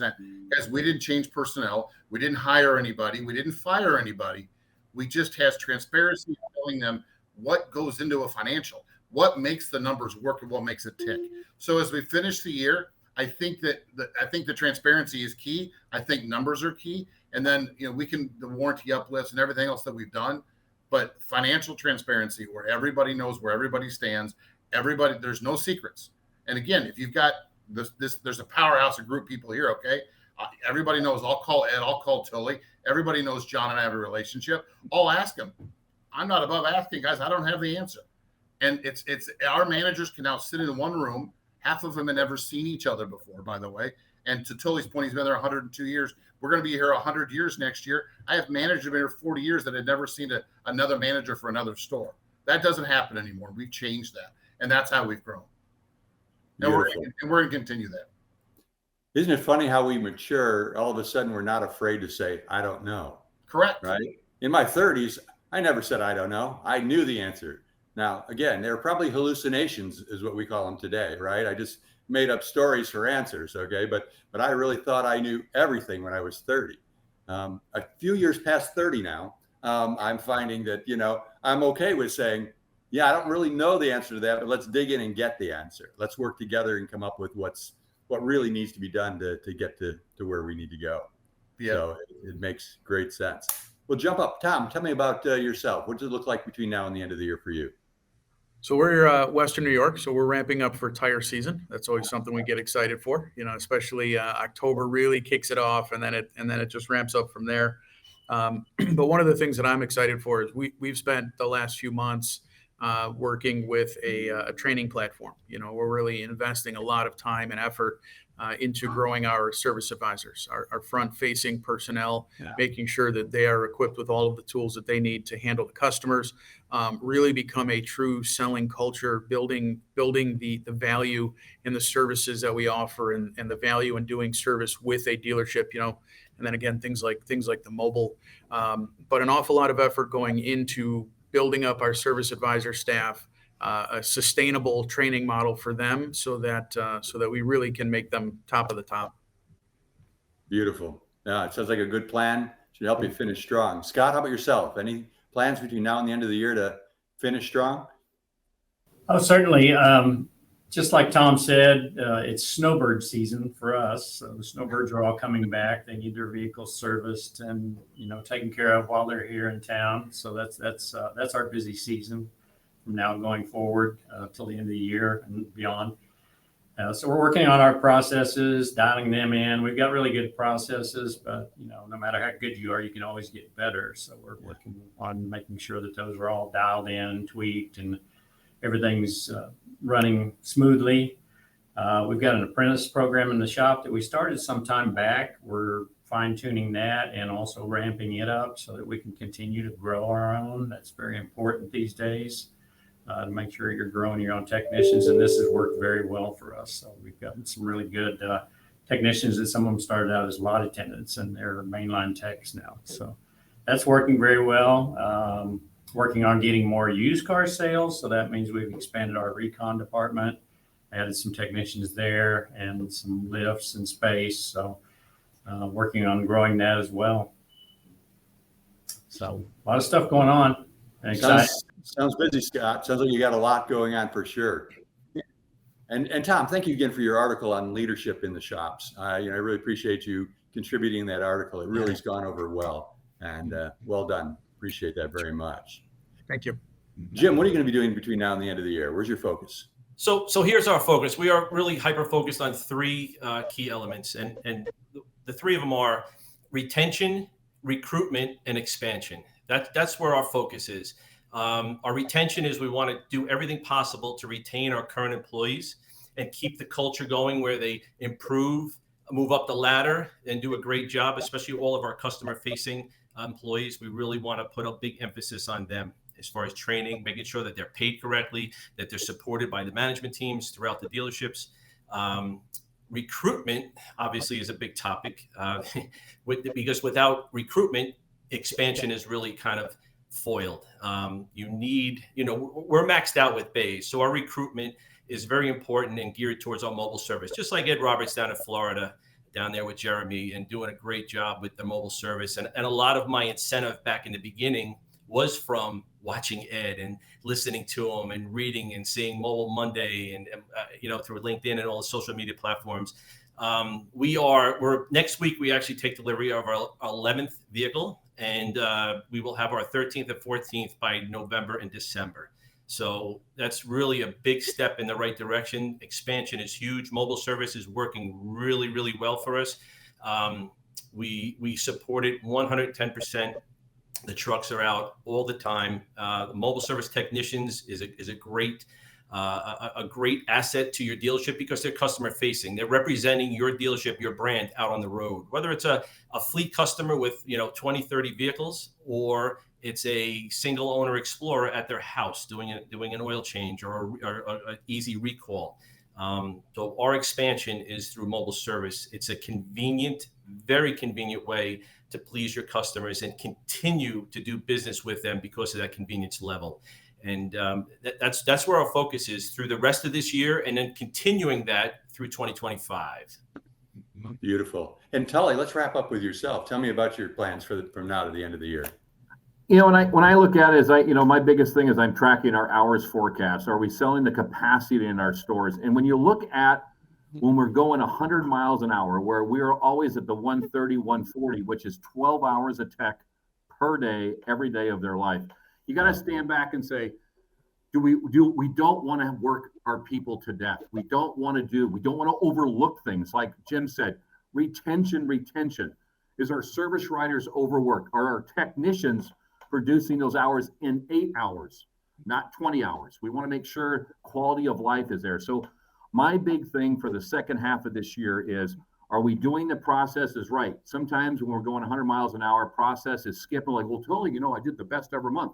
Well, no, we want to make sure the processes are in play. 2, the work-life balance at our stores, great. Are we doing those processes right? So at 5:01, my riders are out the door. At 4:31, my technicians are wrapping up and going home. We want to make sure that our processes are in place, our retention is high for our customers, and our work-life balance for our employees is the best. To me, that is what it's all about. And then everybody is happy. It's amazing what happens when you have happy employees working for you. Fantastic. Sarah, you get the work-life balance thing, right? I mean, priority 1 is, okay, it's not the horse. I call it the 3 kids, right? And then comes Bo, and then there's other things, I'm sure. But it really does hit home, doesn't it, when you hear these things at all levels? Oh, that's what is about. I think just the way our automotive has continued to evolve. We look at work-life balance, and we look at ways to optimize our efficiencies across our businesses, but then in our personal lives too. And so this is just an incredible time for us in our industry to be able to have these experts and so many incredible points to take home. Well, Sarah, thank you for this time together. I think this was a lot of fun, and I'm hoping is rewarding for those listening to say, get into some AI, get started, find that work balance, use it as an assistant, the AI thing. Don't use it to take over your life. Get it to, help you with your life. It's like you hired somebody to work for you. Now, put them to work and get things done, for sure. Thank you. Well, Ron, we've had an incredible panel with us today for the Fixed Ops Magazine segment. We had Tully Williams, Tom Druzynski, Scott Gregg, Jim Sabino, Shon Kingrey, John Fairchild, Ed Roberts, and of course, myself, Sarah Van Tine. Ron, if people want to get the latest issue of Fixed Ops Magazine, where can they go to pick it up? The easiest way is just go to fixedopsmag.com and just hit the subscribe button. And from that subscribe button, all we're asking for is your email and your name and address, and boom, we'll send it out. You'll get the digital edition, get the print edition. You'll be right up to date. And there's always something to pull away from an issue that you say, aha, that's something I need to know, or that's something I can apply in my business. And that shows the value of working together with these people, for sure. Thank you, John. Appreciate it. And Ron, if they want to submit an article or contribute, what's the best way for them to go about doing that? Easiest way is to just call me. And my phone number is across the bottom there, but 714-803-5476. Say, hey, Ron, saw the show, and I'd love to contribute an article. And it'll be great. We have a guideline that I send you that tells you, keep it positive, do these things, make it readable. And then we work with you. We have a great editor that will absolutely just make sure that you just sound just as bright as you possibly can. And at the same time, get your ideas across. And we love that. That's where our best ideas come. We don't have staff writers. We have people like Tom and Ed and everyone else, and Shon, then John, that basically they provide the articles every issue for us. And so they're coming right from the street every single time. So sure, I'd love to have more people. If you have some good ideas, we want to share them with everyone in the country. Well, Ron Overs, everyone, thank you for being part of the Fixed Ops Magazine panel. We have an incredible group with us today. Everyone stay tuned. We have some exciting segments coming up next on the Fixed Ops Roundtable. Do you have a great product you want to get in front of auto dealers across the country, and specifically their fixed ops departments? You know, their service, parts, and body shop. For over 15 years, Fixed Ops Magazine has been putting service-related products like yours in front of franchise auto dealers across the country. There simply is no better way to reach every dealer in the USA all at once.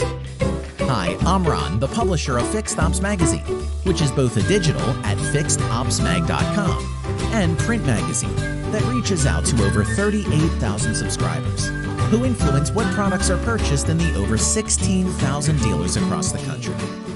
Fixed Ops Magazine may even publish your article about a topic you are an expert and have a real passion for in this industry. Every article has the author's contact info so they can reach you. Write an article, run an ad, and an e-blast. We call that our bundle for success. You won't believe how great a deal it is. So to get started, call, text, or email me and I'll tell you more. We are 100% devoted to the franchise stores so we don't waste your time or money. We are laser focused on your prospects. Fixed Ops Magazine, the #1 way to get your product in front of auto dealers today. www.fixedopsmag.com. Ron at fixedopsmag.com. 714-803-5476. Fixed Ops Magazine, the #1 way to get your product in front of auto dealers today.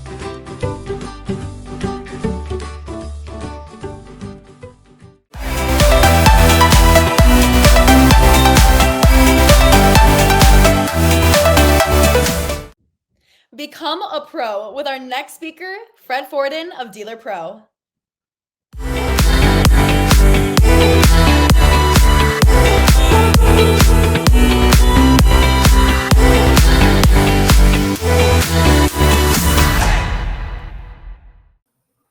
One of the great names in our industry is Fred Fordin, known throughout the fixed ops world for the ASR Pro product lineup, which has been in so many dealers and so effective for so many.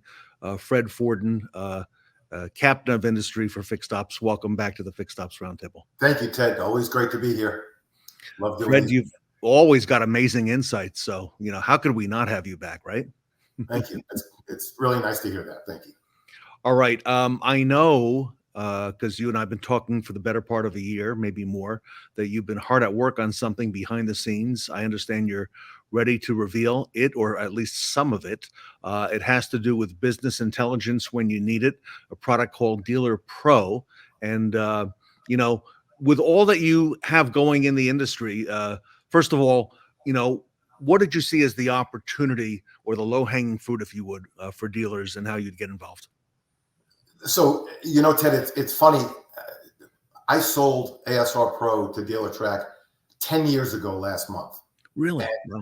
Yeah, it's been 10 years. And throughout that time, working for DeelrTrack, being retired for a while, working for CDK, it's always been, what's going to be the next thing that I really want to, venture into, put my name on, bring my family along, because, they've all been trained so well over the years. What is that thing and where is it going to come from? And so we've been searching, and about a year ago, we were approached by a dealer group up in New England who happened to have a leader who was really a technology wizard. Great ideas, great thought processes, great innovation of thought to technology. And so we got together and we realized there was something there that already had a heartbeat, but it was going to need some really deep structural surgery and some good UI surgery. And Charles and I looked at it and we got excited and we said, okay, here we go. And in picking a name for the company, we wanted to stick with the Pro that we made famous with ASR Pro. ASR Pro. So the product became DeelrPro. And you mentioned Charles. That's your son. How is he involved? Yeah, that is my son. He is the chief product officer of the company, and of course plays a huge role in strategy. He was my right hand all throughout the ASR Pro and Cox acquisition, and he has gone out separately from that and done a bunch of stuff in the industry on his own, and then we came back together to do this. All right, looks like you're ready to go. I see the DeelrPro branding here on the Fixed Ops Roundtable. So tell us, Fred, what is DeelrPro? Yeah, so DeelrPro is actually the name of the company. It started as, ASR Pro was the name of a company and a product. DeelrPro is the name of the company, and we have multiple products. We have DeelrPro BI, which is a business intelligence tool that just keeps growing more legs, and we can get into that. The other product we have is called ACT, and that is a full function recon tool.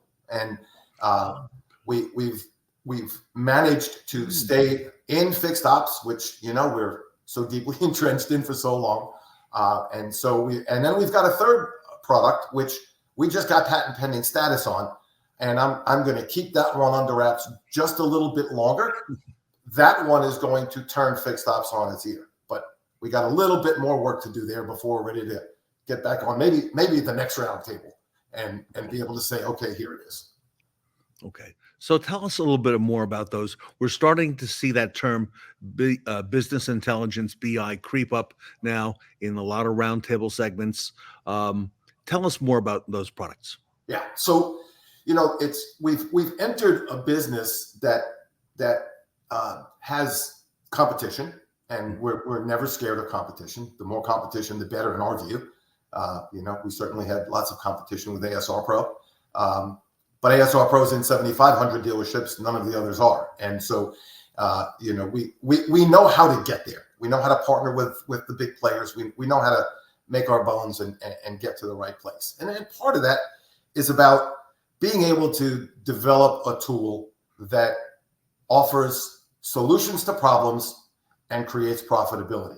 Those are the two things we set out for in whatever we're doing.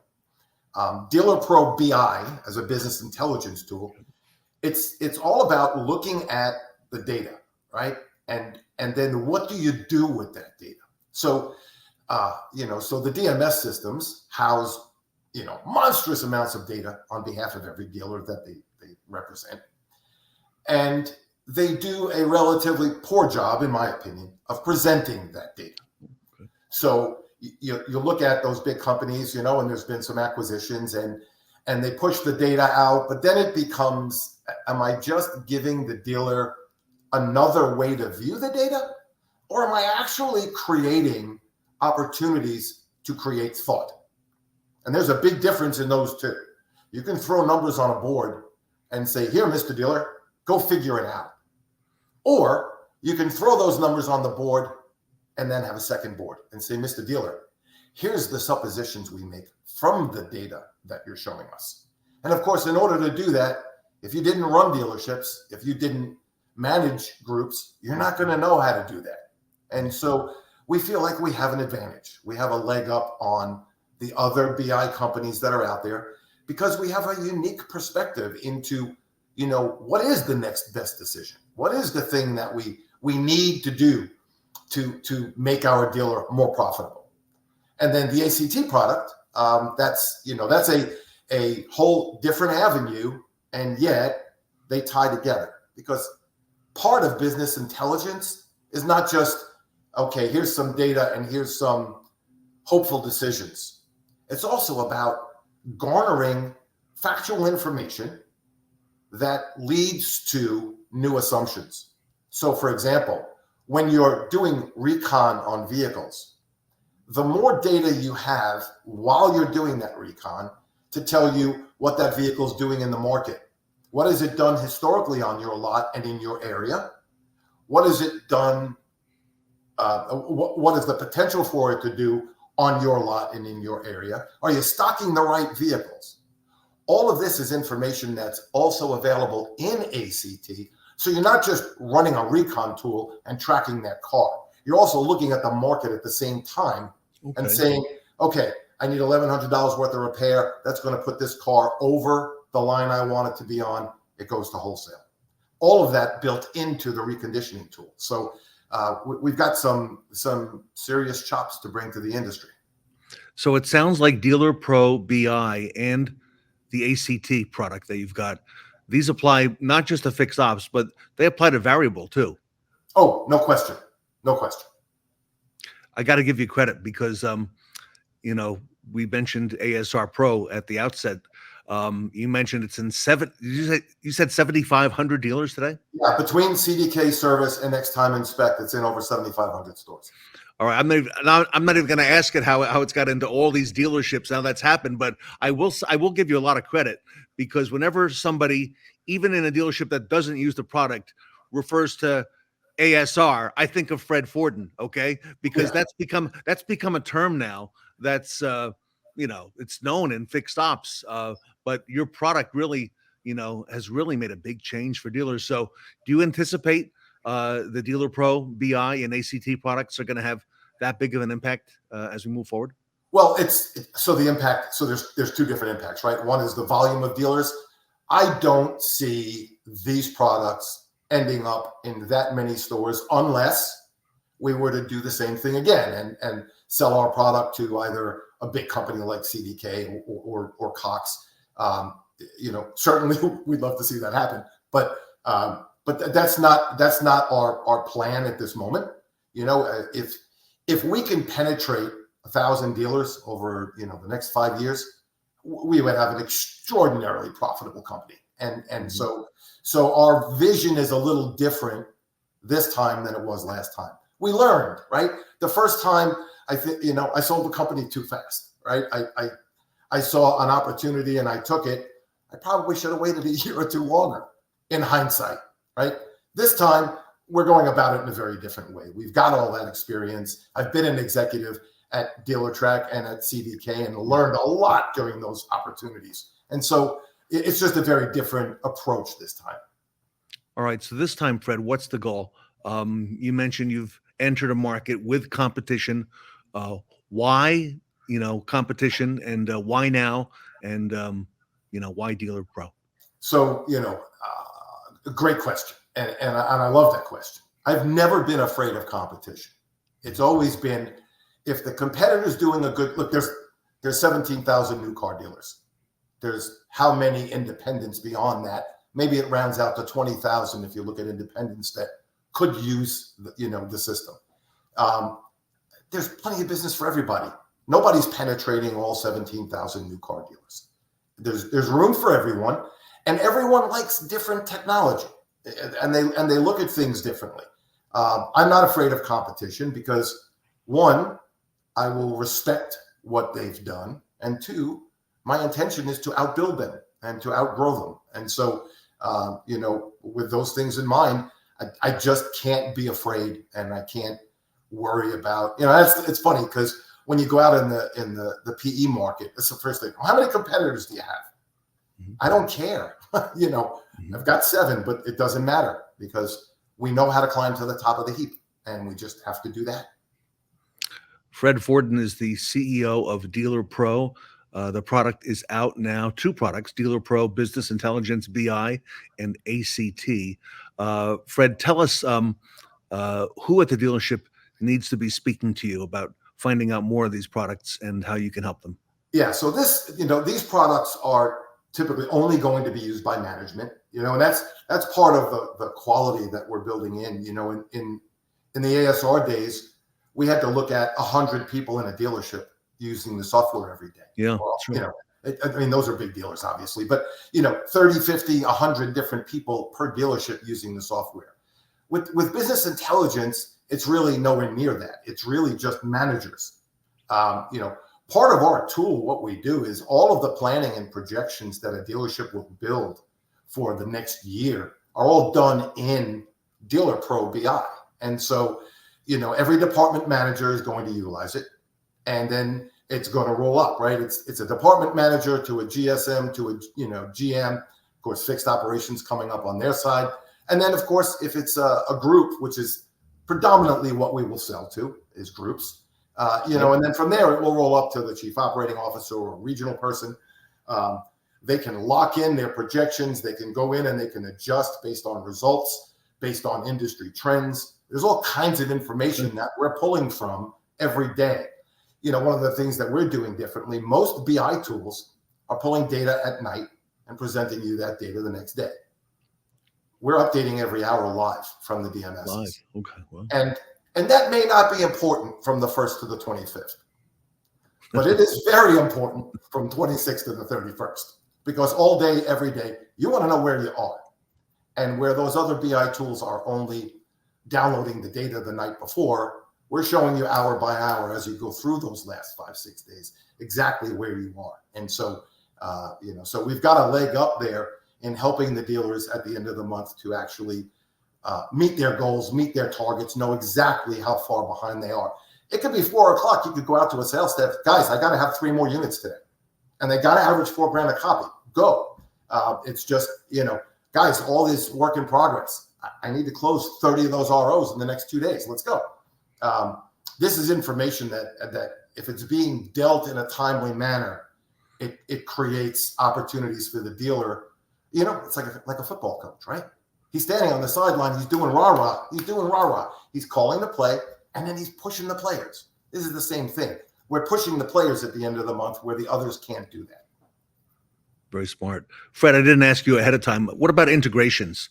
You know, Yeah, with sure. DMSs and so on. What do got going on there? So currently, we're integrated with CDK, and we're integrated with DeelrTrack, and Great. we are now talking to 3 other DMS companies about getting their integration going. So, you know, where the market is concerned, we feel like we can get, right now, we are able to integrate with 65% of the industry. We're going to take that to 85% in the next 90 days. And so, you know, that's a big enough piece of the business for us to say, we're happy. All right. Everybody, DeelrPro is here. Fred Fordin is the CEO. He's brought it to fruition. If you have any knowledge and experience with Fred Fordin, you'll know he's not timid. ASR Pro has taken the industry by storm over the last 10 or so years. This will be no different. So if you want to get on board early. Fred, I see your website scrolling at the bottom. I see your email, and that looks like your cell phone as well if people want to get in touch with Fred Fordin. Yeah, we're ready to start doing demos. We're ready to start talking to people. The time is now. We've been talking about this for the last 8 months, but we're here. We're ready to go. All right, everybody. Fred Fordin, CEO of DeelrPro. You could reach them on the web, DeelrPro.com. You see his email down below and his phone number. You can call or text. Fred, congratulations to you and your team. I know you've been working hard on this for a long time, and I'm so happy that it's ready. And we look forward to hearing a whole lot more about what DeelrPro has coming here in the coming months and years. Thank you so much, Ted. Always good to see you, buddy. Fred Fordin, everybody. DeelrPro, DeelrPro.com. Here with us today at the Fixed Ops Roundtable. You have all the data you need from your DMS, but we make that data impactful and useful for your dealership. We scrub and normalize your data and present your most important KPIs. Reports for every department viewed as real time against month over month, same month last year, and trend analysis with pacing numbers throughout the month. Revenue and expense dashboards for sales, F&I, service, parts, and body shop. We analyze frozen capital, inventory health, and stock level recommendations against your market. The most in-depth projection and exception system in the industry, allowing for all planning and review meetings to be far more rigorous and results-oriented. DeelrPro BI, the direct path to future success. The finale fireworks show is about to begin. We're going off with a bang at the Fixed Ops Roundtable Summer Palooza event.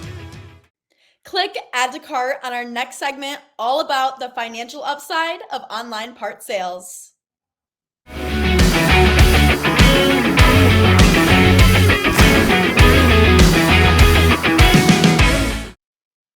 Welcome back, everyone, to the Fixed Ops Roundtable. I'm Sarah Vantine, and today we have an esteemed panel of experts with our RevolutionParts team. The financial upside of online parts sales is what we're going to be discussing today.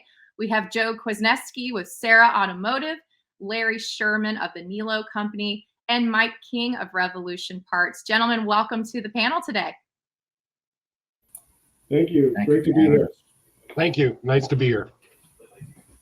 Well, this is a very timely topic. A lot of retailers are talking about the importance of e-commerce and what is happening online. And so, gentlemen, to kick off our first question, want to talk about the revenue opportunities that are available to dealerships in selling these parts online. So, Joe, I want to go to you first. In the Sarah Automotive Group, tell us a little bit, what are the revenue opportunities you've experienced from selling parts online?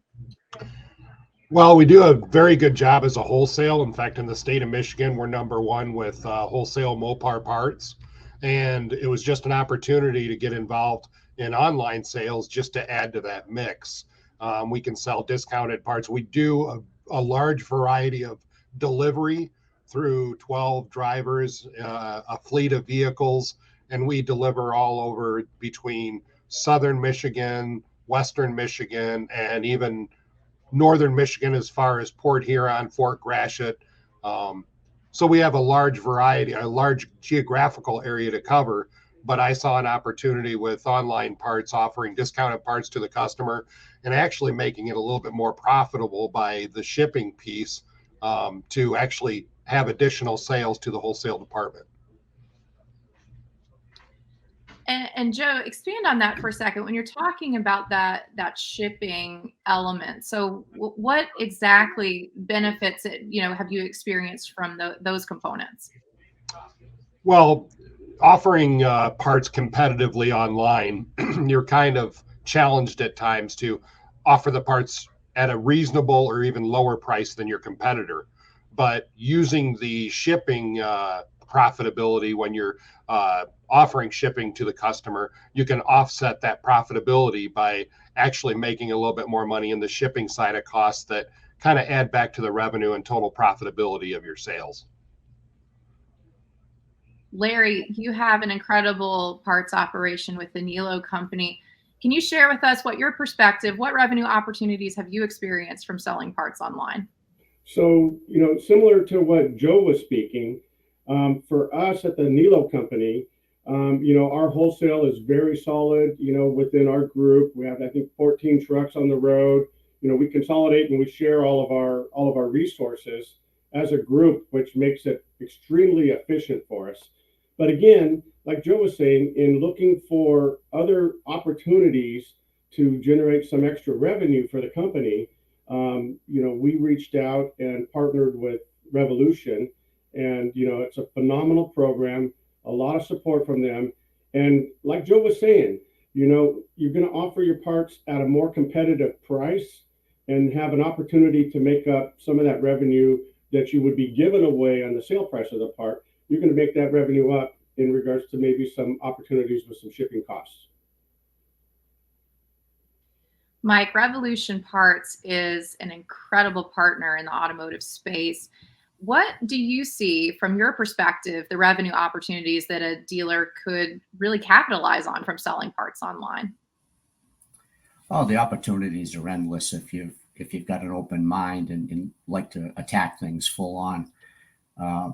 Like Joe and Larry said, it complements your wholesale operation wonderfully, especially knowing that there's shipping profits in there as well.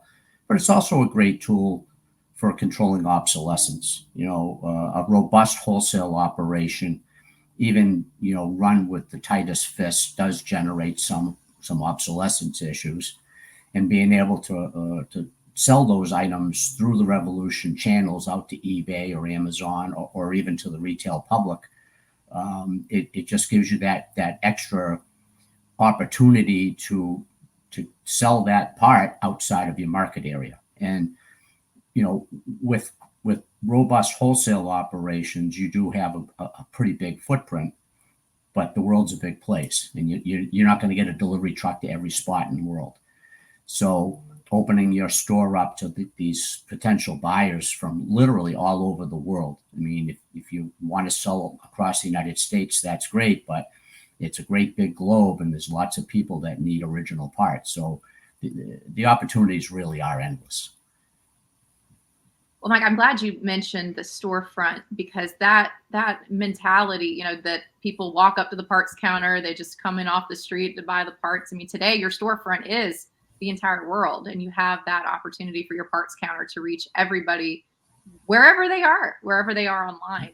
Absolutely. And, Joe, on that topic, so, a lot of dealers, the question comes up with, okay, so I'm transitioning to maybe thinking about an online retailing environment. And there's a lot that goes into that transition and a lot that goes into the logistics of making that work.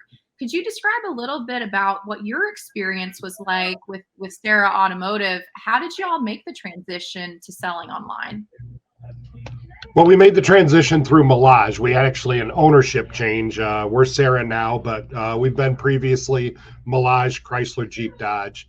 And it was really an easy transition. Revolution makes it extremely easy to get in the online business.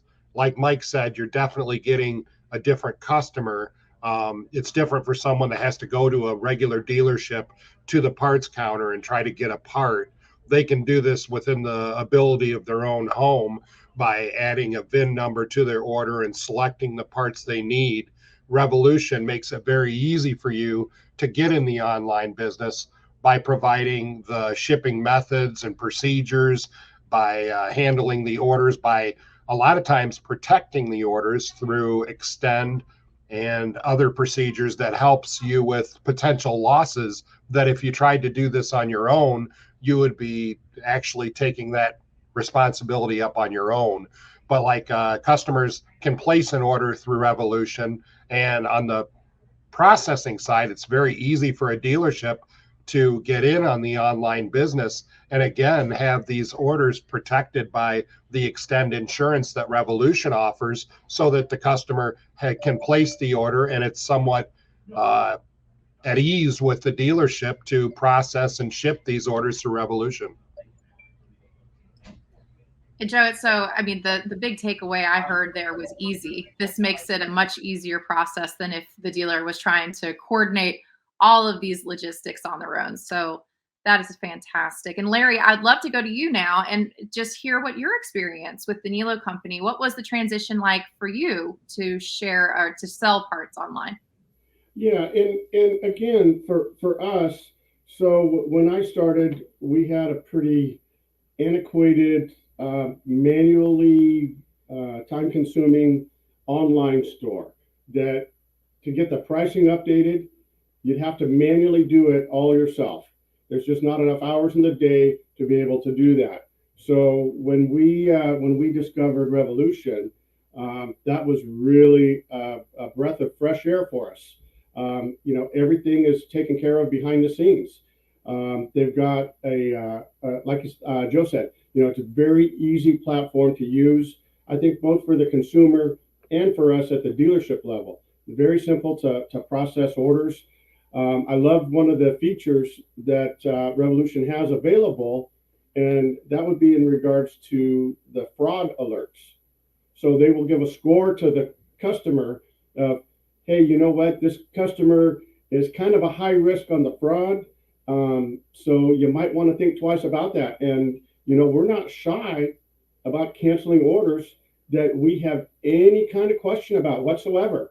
You got issues where the customer is in one state and wants it shipped to another state. We won't handle anything that isn't shipped to the address where the card is on file at. So, that kind of protection on the back end of it really saves the dealership and the company thousands of dollars in just lost revenue in regards to theft. That's incredible, Larry. And that is a big top of mind topic for dealers today, thinking about security and thinking about ways that they can minimize risk when they're doing these online retailing pieces. Mike, from your perspective and sharing, there's a lot from your side that I'm sure a dealer would want to know, with Revolution Parts. Okay, so how does Revolution Parts go through making this transition with us to now sell online? Could you speak to us a little bit about the steps that your company provides in that transition? Yeah, of course. Revolution, we have an amazing customer success team that will literally hold your hand through every step of the process.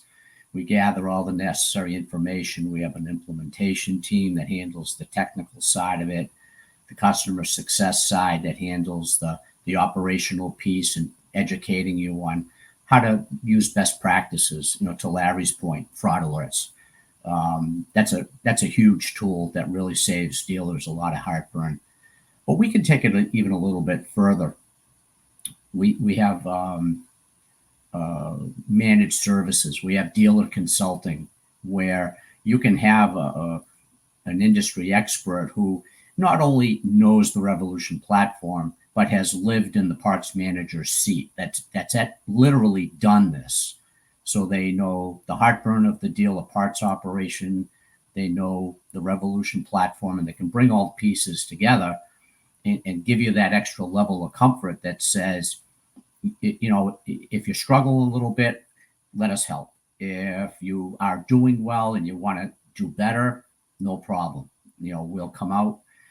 We either do it from afar through consulting and Zoom, or we can actually come out and do a dealer visit and spend a couple of days on site and help you fine tune an existing operation and look for those little snippets of savings here and there that just make it even more profitable.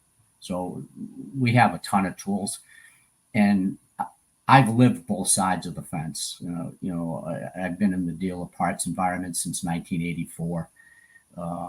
I think with Revolution platform, I think I was customer number 3. So I know the platform. I know how it works, how it can work, and how incredibly successful it can be for people that want to use it to its fullest extent.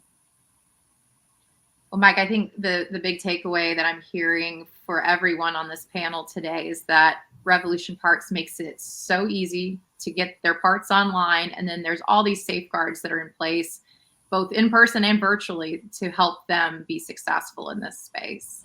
Yeah, absolutely. And Joe, so to go back to you for a moment and talk a little bit about the future. I'm sure the success that you've had already, everyone looks to the horizon to say, all right, where do we go next? So how do online parts sales contribute to your dealership's long-term growth?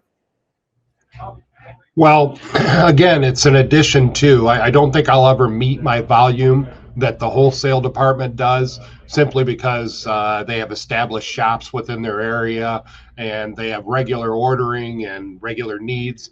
I look at Revolution as an addition to the sales.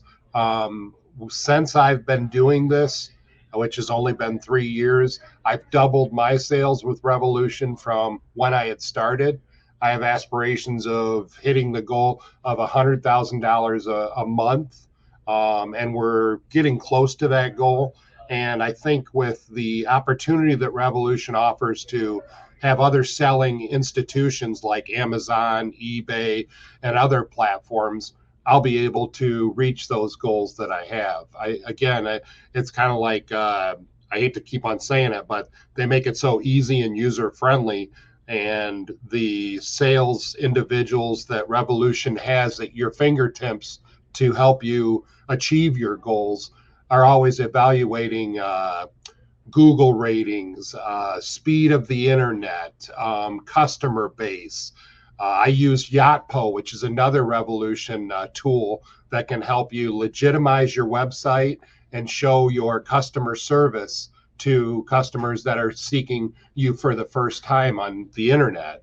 And it's a great tool for YachtPo to post those reviews from previous customers to sell that legitimacy piece and give the customer an idea of your customer experiences that you've had with others. So again, there's just so many platforms that's involved in Revolution that can help you make a success out of this business.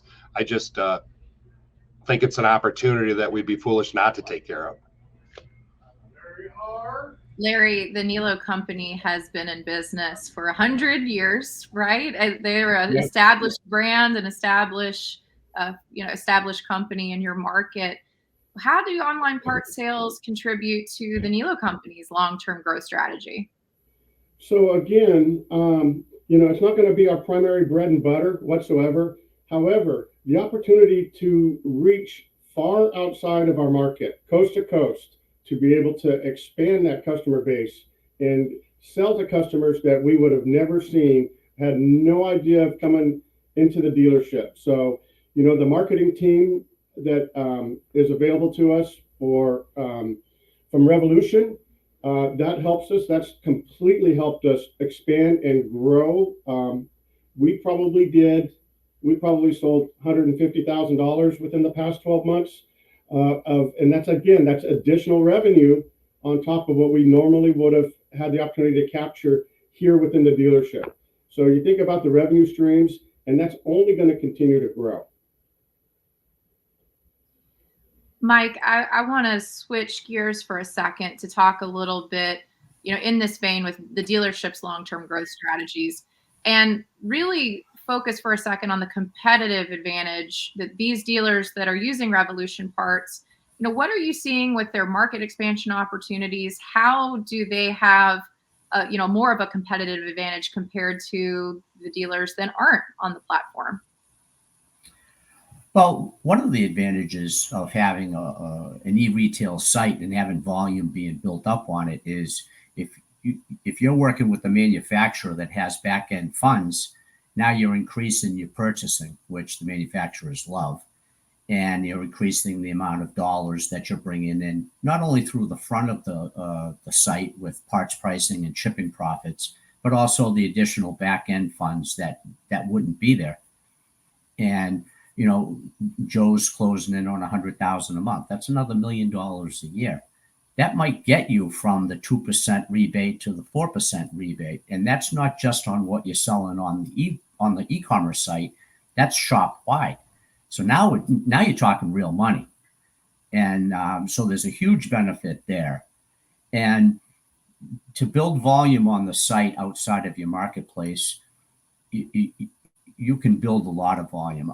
I have a favorite story about a little Mazda store. It's about this big, and they have 2 people in the parts room, and they had a Revolution site, and they were $15,000 a month. They were kind of plunking along, just pretty happy. And the dealer reached out to me and said, "Mike, can you give me a hand?" They're close by. They're like 20 minutes from me.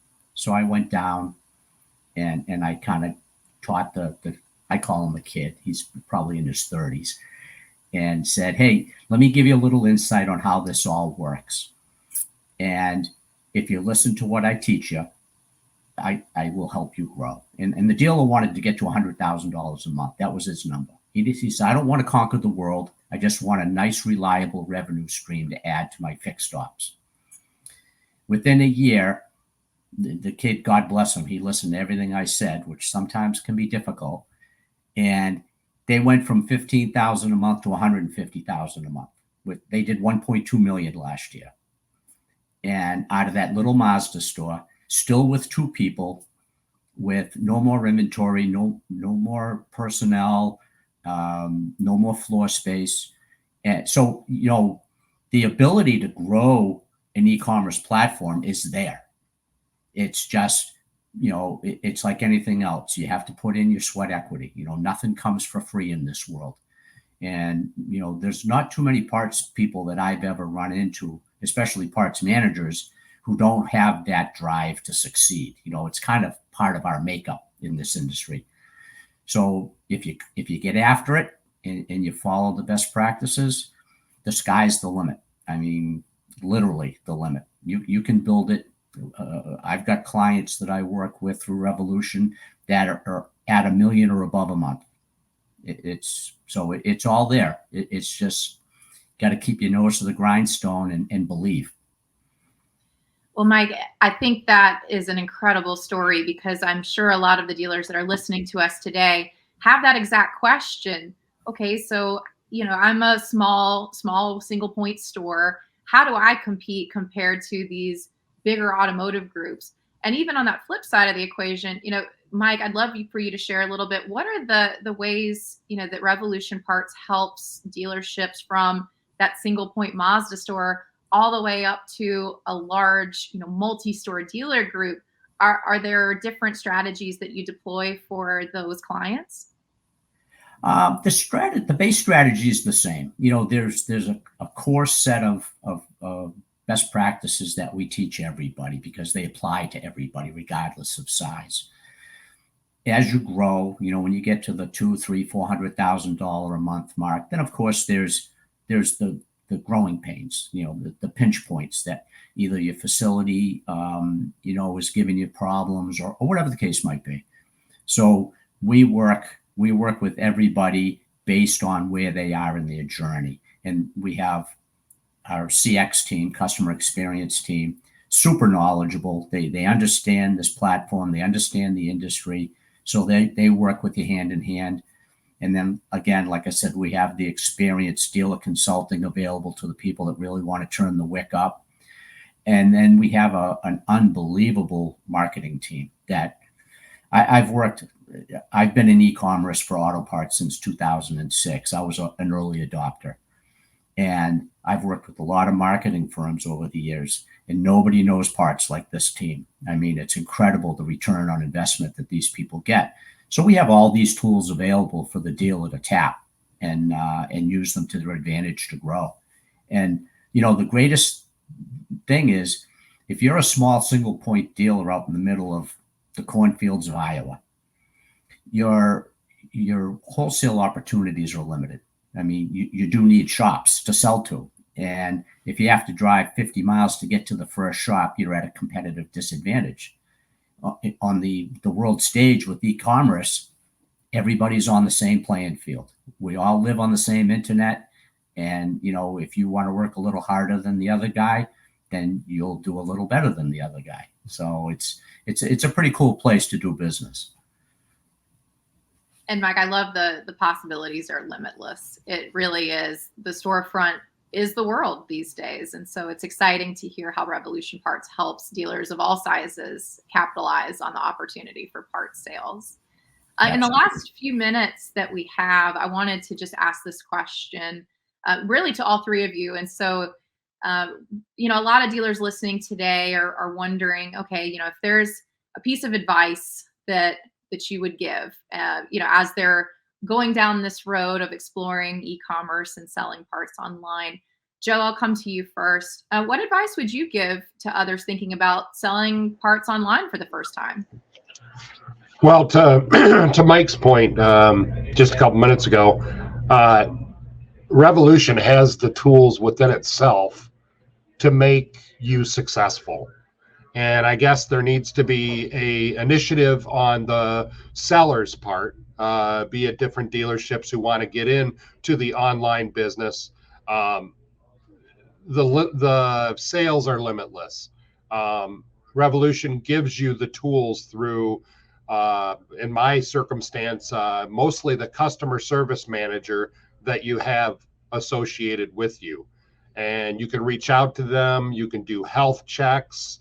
You can have Zoom meetings. You can seek their knowledge on anything within your business that you think is affecting or adding to or possibly even holding you back on. Again, I brought up YachtPo, which is a review service that Revolution offers that they can have on your site so that customers know that you have a legitimate site and you have good customer service, and they can see the reviews that the different online customers had. Your customer service manager can take the time with you to show you your internet conversion and how many people are viewing your internet, and she can make recommendations to advertising, how your advertising dollars are spent and what return you're getting back on those advertising dollars.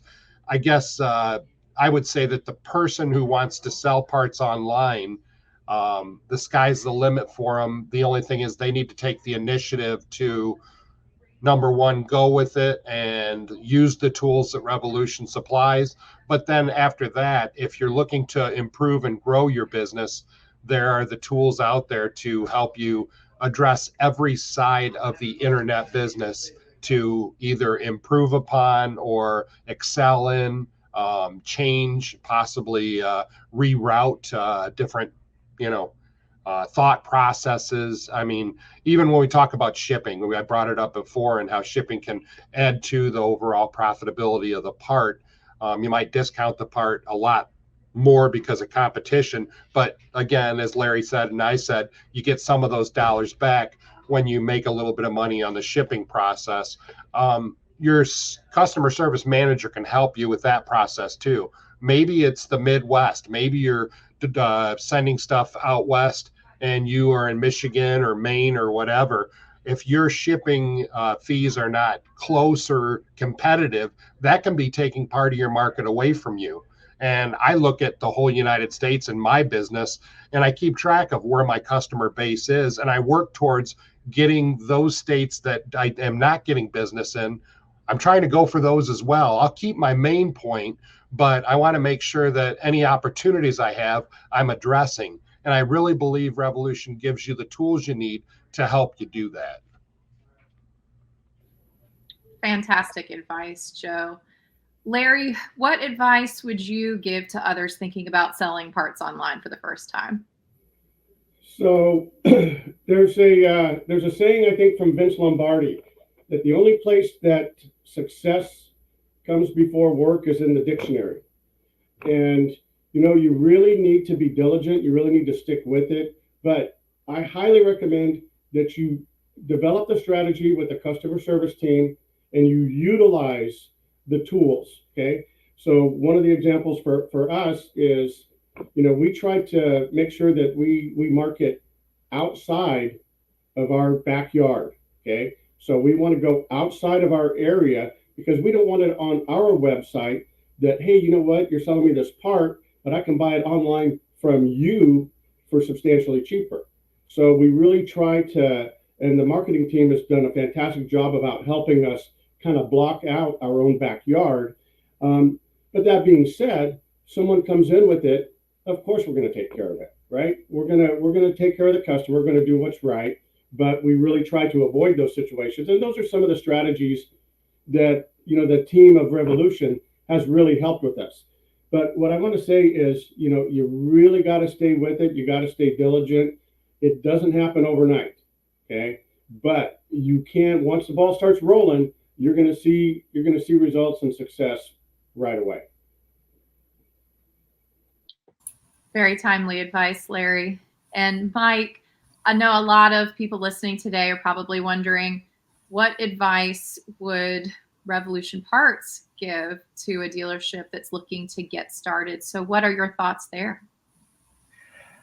Well, the first thing that jumps to mind is if you're not online already, you're already late. You need to get started because the reality is consumer habits aren't changing. They're more and more heavily weighted to online buying for the convenience, for the price competitiveness. So you really need an online presence. To Joe and Larry's point, the platform is an unbelievable tool chest. The amount of features and assistance available to the dealers through the features of the platform itself, the assistance from the CX team, giving them all the advice that they need to help them through good times and stressful times. It's all there, but you have to use it. And, my favorite analogy when I'm working with someone is, you walk into the service bay, inevitably you're going to see one of the techs with a snap-on toolbox that's 20 feet wide. Tools and tools full of drawers and drawers full of tools.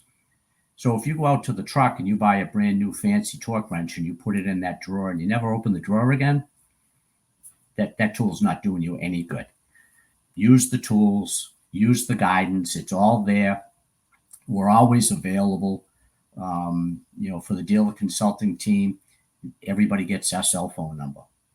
My phone has pinged about 20 times since we've been talking. We're always available to help them get to where they want to be. And, again, I keep saying the sky's the limit. When I started in this e-commerce space online, it took me roughly 5 years to build my business from $0 to $5 million a year. It took 5 years, but I got there because I worked hard. I kept my nose down and I just kept working it.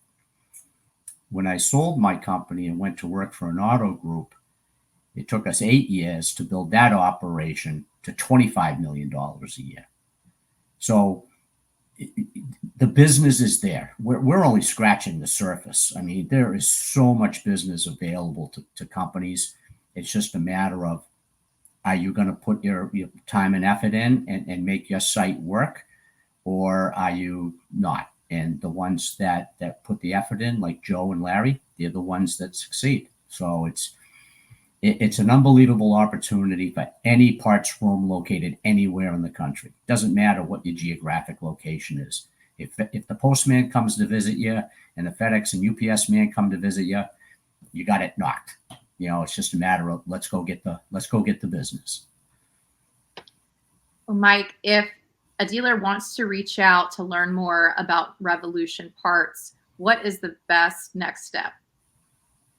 Well, you can go directly to our website, RevolutionParts.com. Anybody that wants to contact me directly, feel free. It's mking@RevolutionParts.com. Like I said, everybody gets my cell phone number if they want it. It's 508-360-4506. Call me, send me a text. I'll put you together with the people that'll help you to be successful. Well, everyone, today, the financial upside of online parts sales hosted by Revolution Parts. Want to thank Joe Kwasneski with Sarah Automotive Group, Larry Sherman of the Nilo Company, and Mike King of Revolution Parts. Thank you, gentlemen, for all being here today on the Fixed Ops Roundtable. Thank you very much. Thank you so much for having me. Thank you. Thank you for having me. Everyone, the financial upside of online parts sales here at the Fixed Ops Roundtable.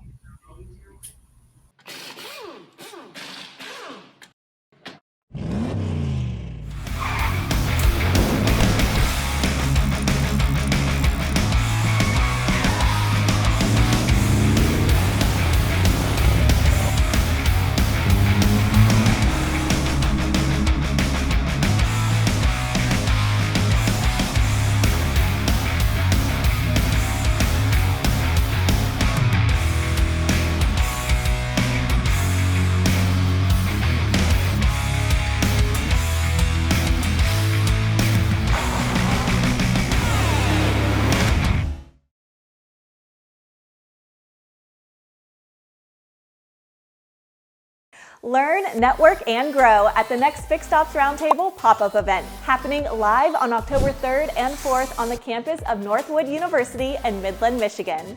Please join us for this special event. Stay up to date with where we are headed next by following the Fixed Ops Roundtable on social media.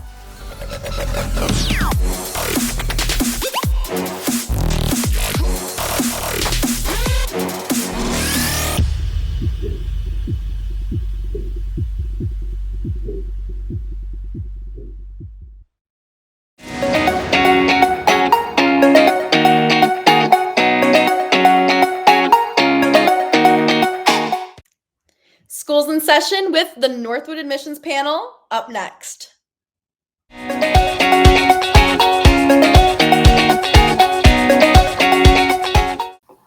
Welcome back to the Fixed Ops Roundtable. It is a great honor to present the team from Northwood University. We've heard so much about Northwood these past few months and years. It's a great honor to present you with the folks who are on the panel today. I will let them introduce themselves. Samantha, if you wouldn't mind, start with you if you'd like. Yes, thank you, Ted. My name is Samantha Sweeney. You can call me Sam. I'm the Director of Admissions for our traditional undergraduate enrollment team. Excellent. And Northwood University, everybody, is in Midland, Michigan. You may have seen our pop-up event recently from the Midland campus, and we're headed back there shortly as well. Susie, welcome. Thank you. It's a pleasure to be here today, everyone. My name is Susie Poli-Smith, and I am the Vice President of Undergraduate Enrollment in Financial Aid here at Northwood University. Thank you. Excellent. Susie, welcome. Samantha, welcome. And Mike and Matt, I'll come to you. Thank you, Ted. I'm Mike Sullivan, Executive Director of Strategic Alliances for Northwood University, and I've been at Northwood a short 25 years. And Matt? Yeah, no, it's a privilege to be here, Ted. Thank you. It was great to have you here over the summer, and we're really excited for this installment. My name is Matt Bennett. I have the privilege of serving as Northwood's Vice President for Strategic Alliances, along here with Mike, and also our new Center for Automotive and Mobility Studies that we're really excited to get out to the world here over the next few weeks. And that has been in the news lately and throughout the summer. So congratulations to Northwood University and everybody involved there. We look forward to hearing more about that. One of the things in our industry is that while people may be familiar with the name of Northwood, they don't quite know all the nuances and what's involved. So if I may, Sam and Susie, I'll come to you first. Northwood has a great reputation in automotive and in aftermarket as well. And that resonates with the people who are watching here today. How can the sons and daughters of folks who are watching learn more about the educational opportunities at Northwood University? And again, Sam and Susie, I'm coming to you on that. Mm-hmm. Yeah, thanks, Ted. My best suggestion is to come and see us in person and meet our community. Visiting campus is such a great way to start. So we offer a number of ways that you can do this. We have individual campus visits that you can schedule on a one-on-one basis, a day and time that works great for your family. And we have a number of events throughout the year. So coming to campus is a really great way, especially during the fall. We have beautiful landscapes. We're in a nestled wooded area. So it's a really great time to see just the picturesque look of campus. We have a lot of programs to offer students in the area of automotive and aftermarket and outside of that area as well. So majors like cybersecurity, accounting and finance, management, entrepreneurship. We have a multitude of business related fields that your students can choose from, and coming to campus to explore some of the basics is a really great way to figure out what is going to work best for the interest that your student has. So regardless of the path or major of interest, we have a student run auto show that is a really great time to see our students in action. It happens in October, and on the Friday before, so it's October 4th this year, we are hosting a preview day for students that are interested in learning more about Northwood, potentially thinking about enrolling. It's a great way to spend time at our campus, on our campus in this event setting, just to kind of get a real good scope of understanding about Northwood and also understand the unique tie that we have to this industry, and what our connections are and the value that that adds for students that are interested in this field. And Susie?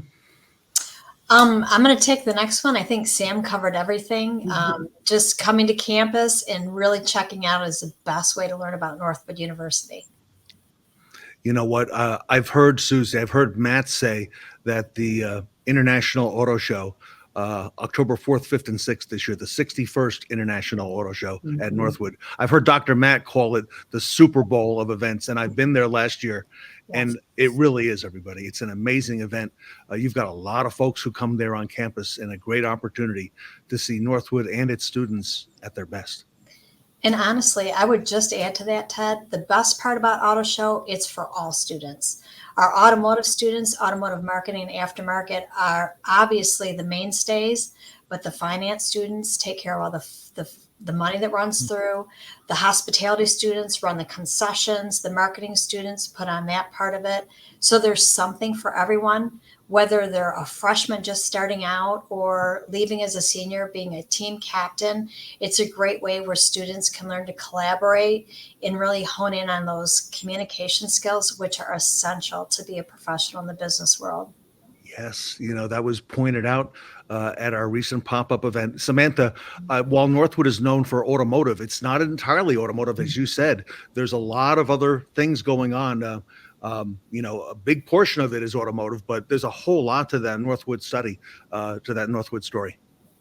Absolutely. Like I said, we've got a number of different majors that our students can explore and learn about. We also are adding an opportunity for students to study general business, because contrary to what students may think, you know, coming to a specialized university where they're choosing a field in business, you know, maybe I'm limiting my options, but really you're expanding them. And so we offer an opportunity to go into a general business area so they can have the time to explore. Maybe I'm more suited for management and the people operation side of owning and operating a business, or maybe I like to be my own leader in that way and build my own business and study entrepreneurship. So there's a lot of different avenues that they can take and opportunities for them to learn and be mentored by our faculty and the experiences that we offer on campus.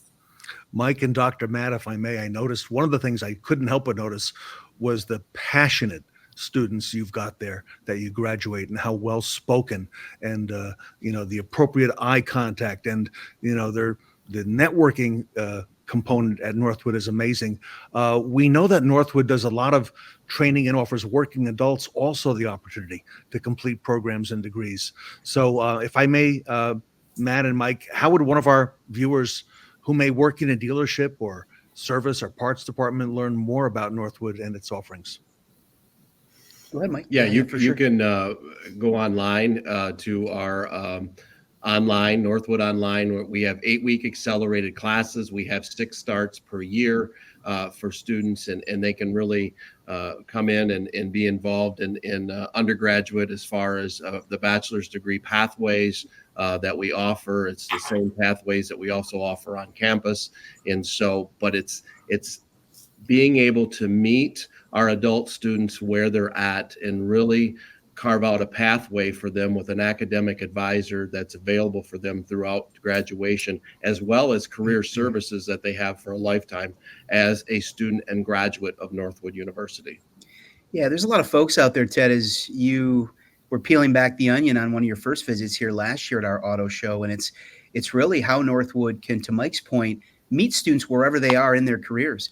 You have people that are watching that might be working in the service department, the parts department, may have more college credits than they ever experienced or would realize they have. But until they pick up the phone, they might be a little anxious. They might be a little nervous. I've not been back to school in 20 years. We hear that all the time. I mean, Mike deals with students that are 28 to 78, and they really have it on their bucket list to either finish or get started. Yes. And I think that's the beauty of all that Northwood has to offer is it's not a off-the-shelf cookie cutter approach. It really identifies the students' experiences. And we'll talk, I think, a little bit about that throughout this discussion, what their work life experiences are, but then putting them on to Mike's point, a pathway that's very economical. And most importantly, it's doable, understanding that many of the folks watching have careers, right? They have full-time jobs. They have families. They might be a coach. They might work in their church. They've got all these things, as my colleague will continually say to students, the game of life. We really help try to manage that so that they can do all of that to meet their goals academically.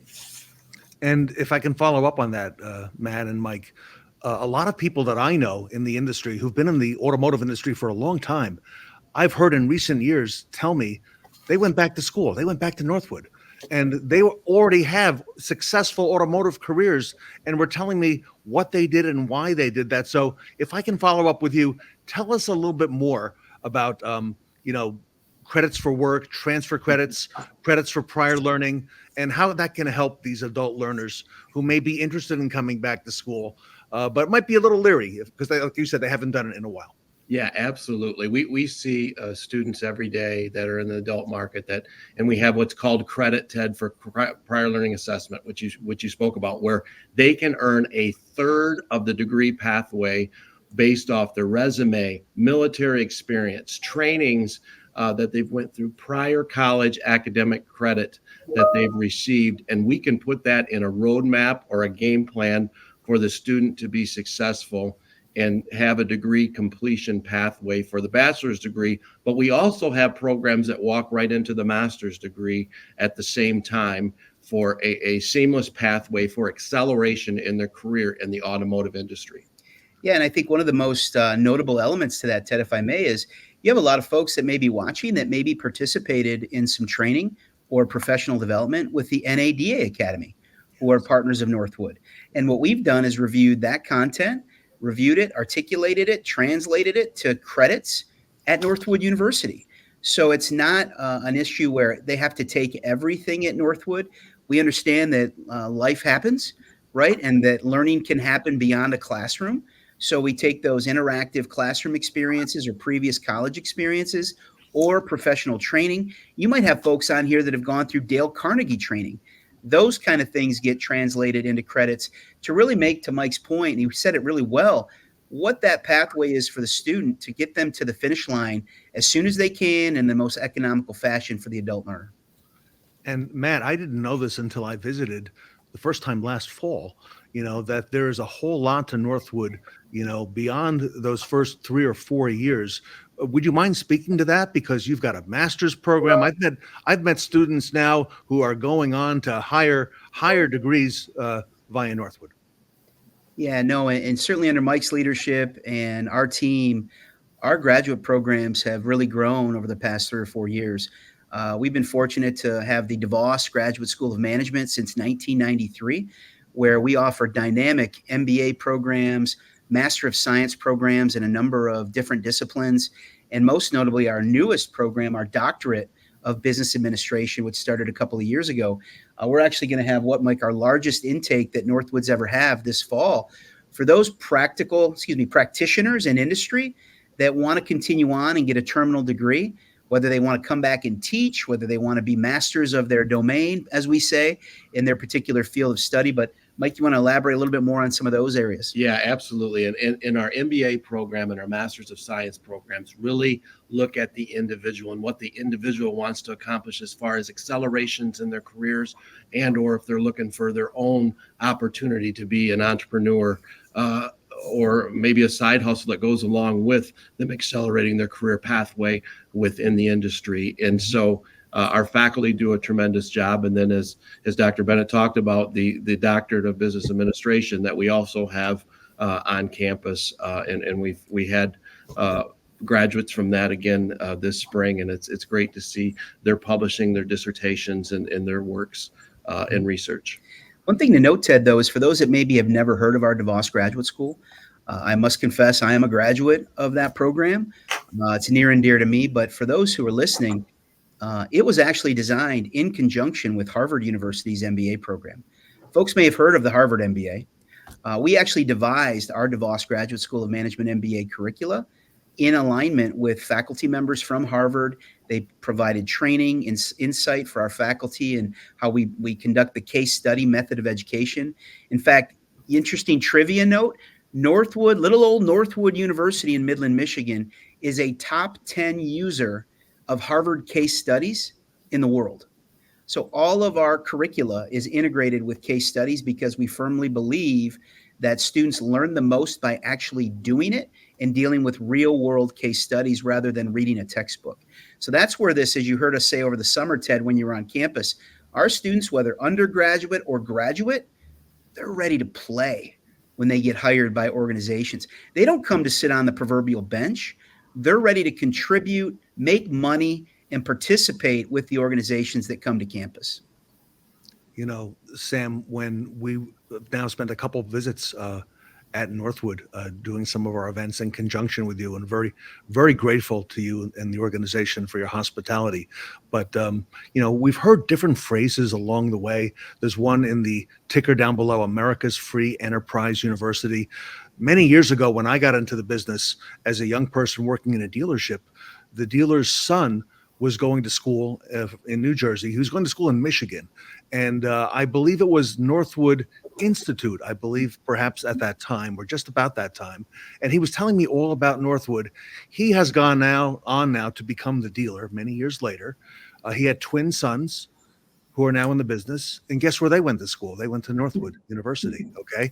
So, you know, for the sons and daughters and grandchildren and so on, tell us a little bit more, because Matt referenced those job opportunities, and it's not just dealers and dealer children, but you've really got the who's who of automotive there, working with these students and providing internships and opportunities. Talk to us about that, if you don't mind, a little bit, Sam. Yeah, absolutely. You know, I think that connection and the networking element shows itself for our students in two ways. One way, obviously, with our industry connections and having a really great reputation for our students going off into the workforce and making great reputations and having those employers seek out more Northwood University students.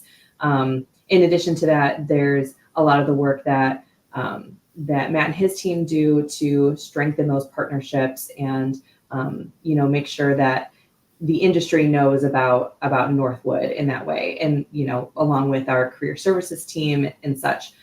So all of those outcomes that students are getting, you know, really exemplifies that networking opportunity that our students get to experience day one of being here, right? And then in addition to that, the other piece is who our faculty are, who they're with in the classroom.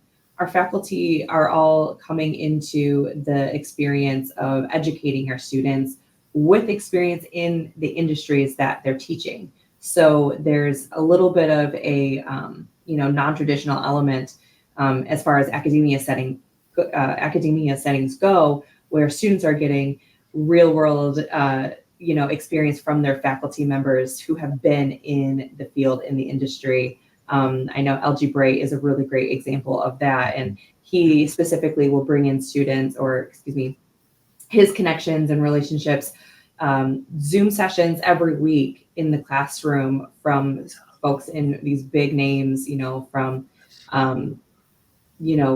Google to Chrysler to, you name it. There's lots of connections that even our faculty are leveraging on behalf of the students as well. Susie, there's so much to Northwood.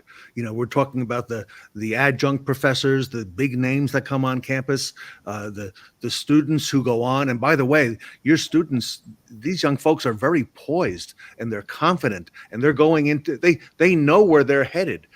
Susie, a lot to be said about what Northwood is doing. Absolutely. And I think it's a multitude of ways that we do it. Going back to what Samantha had referenced, students selecting undecided as a major. Well, the thing is, our students start in their major day one. So they have an opportunity to plug in, experience, sample. We offer a customizable curriculum because it's important for students to start business right away so they can internship right away.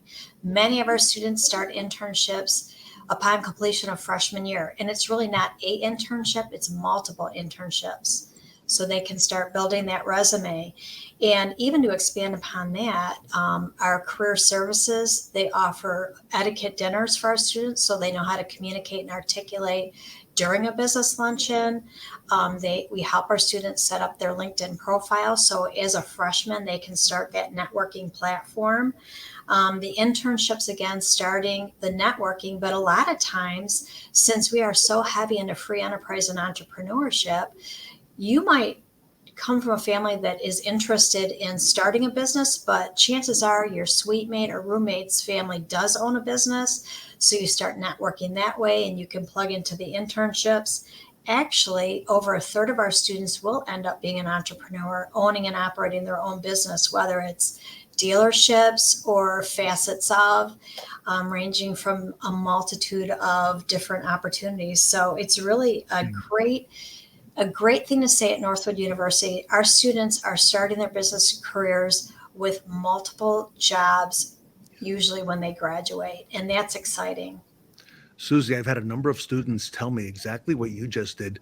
They started with internships during their freshman year, and they've experienced, working at a big company. Okay, they've experienced working at a dealership, and some of them have told me, they said, Ted, once I graduate, it doesn't look good if I hop from one job to another. But while I'm going to school, I can get a sample of what it's like to work at different types of companies and decide, Susie, what's best for them.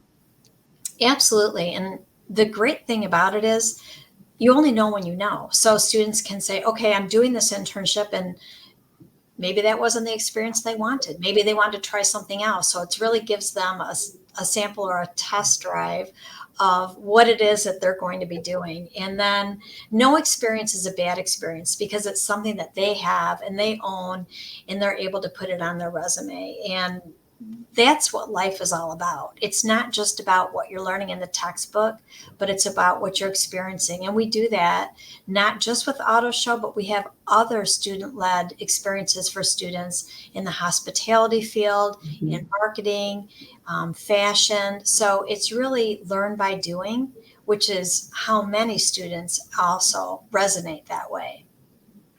Matt, I got to ask you, what do employers say about the students, the graduates of Northwood University? Probably would boil down to 3 words, Ted. Well, excuse me, 4 words. They say, we want them all. They really do. We want them all. We were just, we have a career fair coming up in September. We've got another career fair. We've had groups on campus literally every week of a semester. And that can be our traditional students looking for internships or career opportunities, or best kept secret, our online learners all over the country that get access to these companies. It really is, our students are ready to participate. They're hungry, they're eager. We had a very large organization on campus here over the summer. They interviewed 60 kids, I say kids, aspiring leaders in 2 days. And they made offers to 30 of them for internships or jobs. I just got a report, 14 of them had internships this past summer with one organization. And these are organizations that'll fly their private jets to campus. They'll pick them up, they'll take them back, they'll wine and dine them. I mean, it is real business. And so our students are able to really engage in that level of activity. But probably I'd say the most complimentary thing we've had, our CEOs or executives have taken members of our team aside and said, your students are different. They look you in the eye. They know what they want. They're not afraid to work. They will shake your hand. They will say, yes, sir, no, sir. They're not entitled, or no, ma'am, yes, ma'am. They're not entitled, and they certainly have a real vision of where they want to go, and it's okay as long as they're given an opportunity to work hard. And that's that whole Northwood idea flavor, that personal responsibility and accountability. They're willing to do that. And these folks that go up to other campuses, and we're not discounting other schools, we don't negatively recruit, but I can tell you what the customer is saying, and the customer being the employer, they're saying your students are different, and it's different on other campus environments. So we're really proud of that, and that's where we've really turned our campus and our online experience into a laboratory to really develop those future leaders. And Mike, you're building a passionate pipeline of students of all ages, okay? Those, we're speaking about now, but those already in the industry as well who are coming back. And also, Mike, who want to give back, okay, in various ways, by... And that's awesome to see in our communities where our alumni are giving back to the communities and serving the communities, not only here in Michigan, but across the U.S. and in the environments that they are in. Samantha, I want to come back to something that you said earlier today. The best way you mentioned is to come to Midland, Michigan, see the campus, see what's occurring there. And I would agree with you. Okay. I thought I understood and knew what was happening, not until I came and saw firsthand and saw all these different ingredients. And again, one way would be at that Super Bowl event coming up in just a couple weeks, October 4th, 5th, and 6th at the International Auto Show. I think that last year, 10, 20,000 people. I'm not sure what the number was, but tell us about that campus experience, Samantha, if you could. Yes. And Susie as well. Definitely. So one of the things, like I said, that is unique for as far as your run-of-the-mill college tour goes, is that we definitely prioritize the uniqueness and the individual element of learning about our campus and seeing it for the first time. So if you come to campus as an individual visitor, you get to name your day and time, and you'll have an individual tour with a student. Hopefully that we can make sure that we can connect you based on the interest area. If you're in automotive students, we've got loads of tour guides that are ready to take you around campus, and we like to match based on that personal interest as best as we can. So in addition to spending some time with a current student looking at campus, we'll also give you the opportunity to meet with a faculty member or sit in on a class if it's during the week. So those are some really great experiences to try on and test drive, like Susie said, the curriculum and the feel of campus, and really see, well, what does this mean for me? Because it really is a person-centered experience, because it's a very individual and personal decision. And we want to make sure that students have the space and capacity to make Northwood what it needs to be for them. And following all of those things, you'll sit down with one of our awesome admission counselors to do exactly that, counsel you through this process. And again, one of the unique things about what our team does is it builds the relationship with our applicants and inquiries. So we even have students, and parents giving hugs to our admission counselors on move-in day, and they're helping carrying the 4 boxes of shoes that they've brought with them to move into the dorm. So there's a lot of personality and personal relationship and growth that students go through when they're experiencing the college search process, and our team is right there with the students and the parents, whether it's the first time having a student choose a college or this is number 4 for them. So that personal element is really what is unique about the visit and really admission experience when it comes to Northwood. We're really proud of that because, like you said, there's a lot to be seen about Northwood when you come and explore and experience all of our offerings for the first time. But it's so much less about the what and more about the who.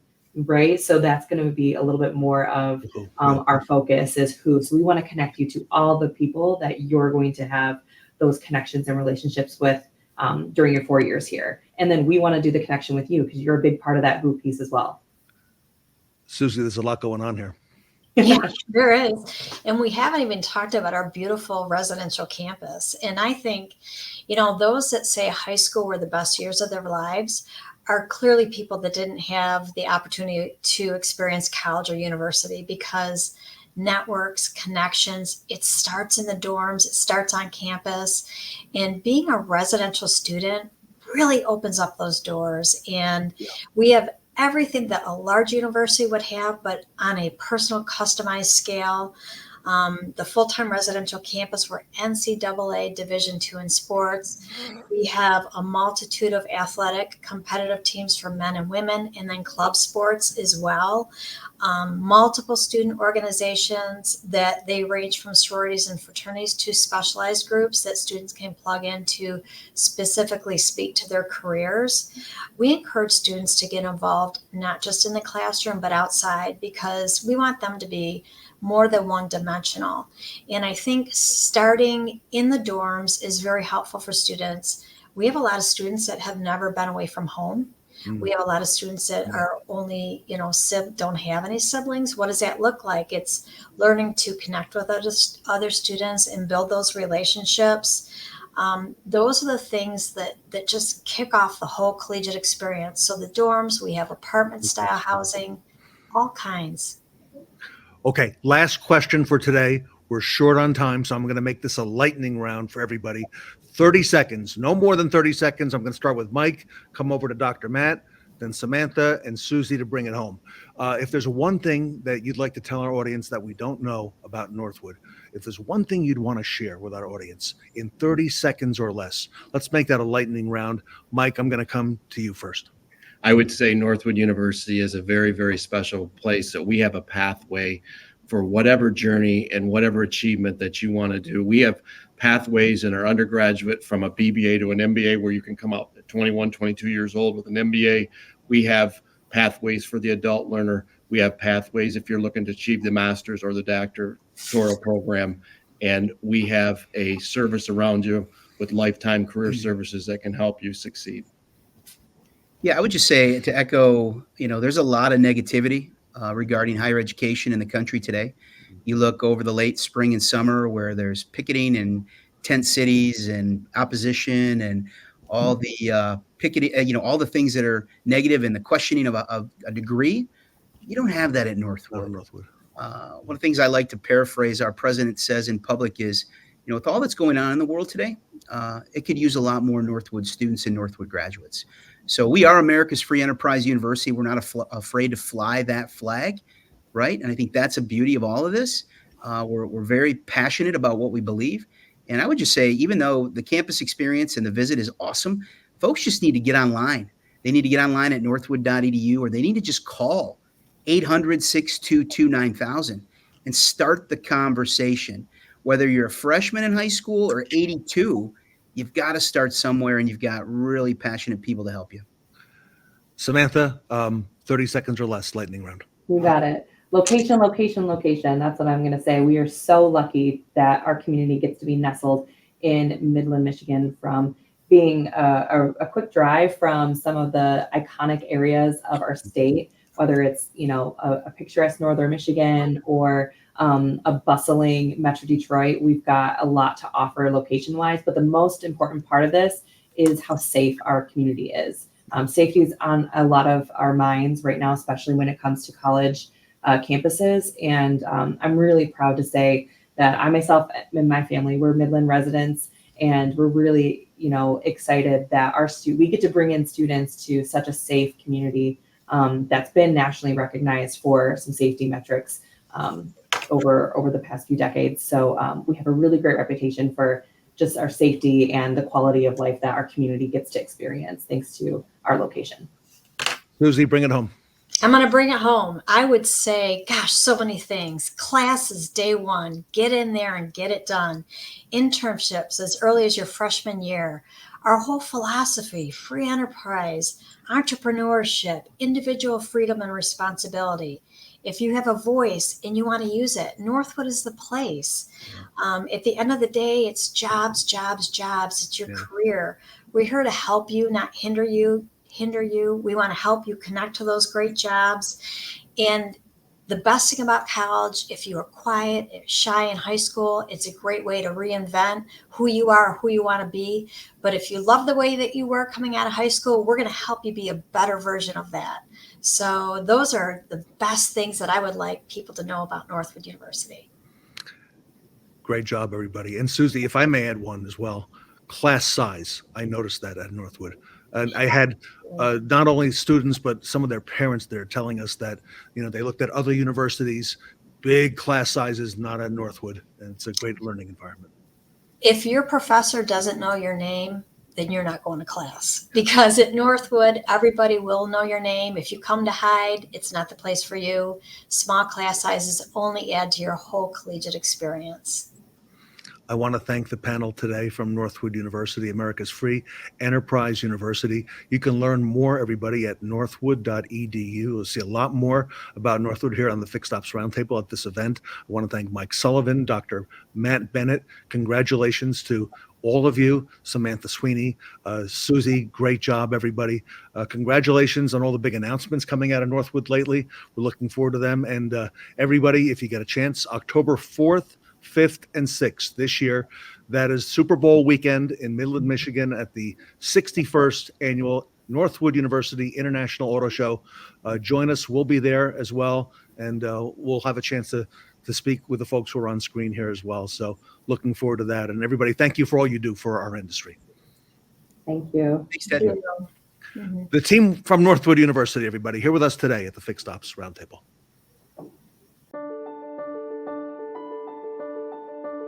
BG Experience provides a window into today's vehicle systems, including the engine, brake, driveline, and cooling system. You will learn about how each system functions, the challenges they face, and BG Products' preventative maintenance solutions to these challenges. BG Experience is used by automotive trade schools and service centers to educate students, technicians, and service advisors. The ability to see how individual components of complex vehicle systems interact in motion provides a more visceral understanding than older training methods. We partner with over 50,000 shops and service centers around the globe. BG Experience is an essential tool to engage and educate automotive professionals worldwide.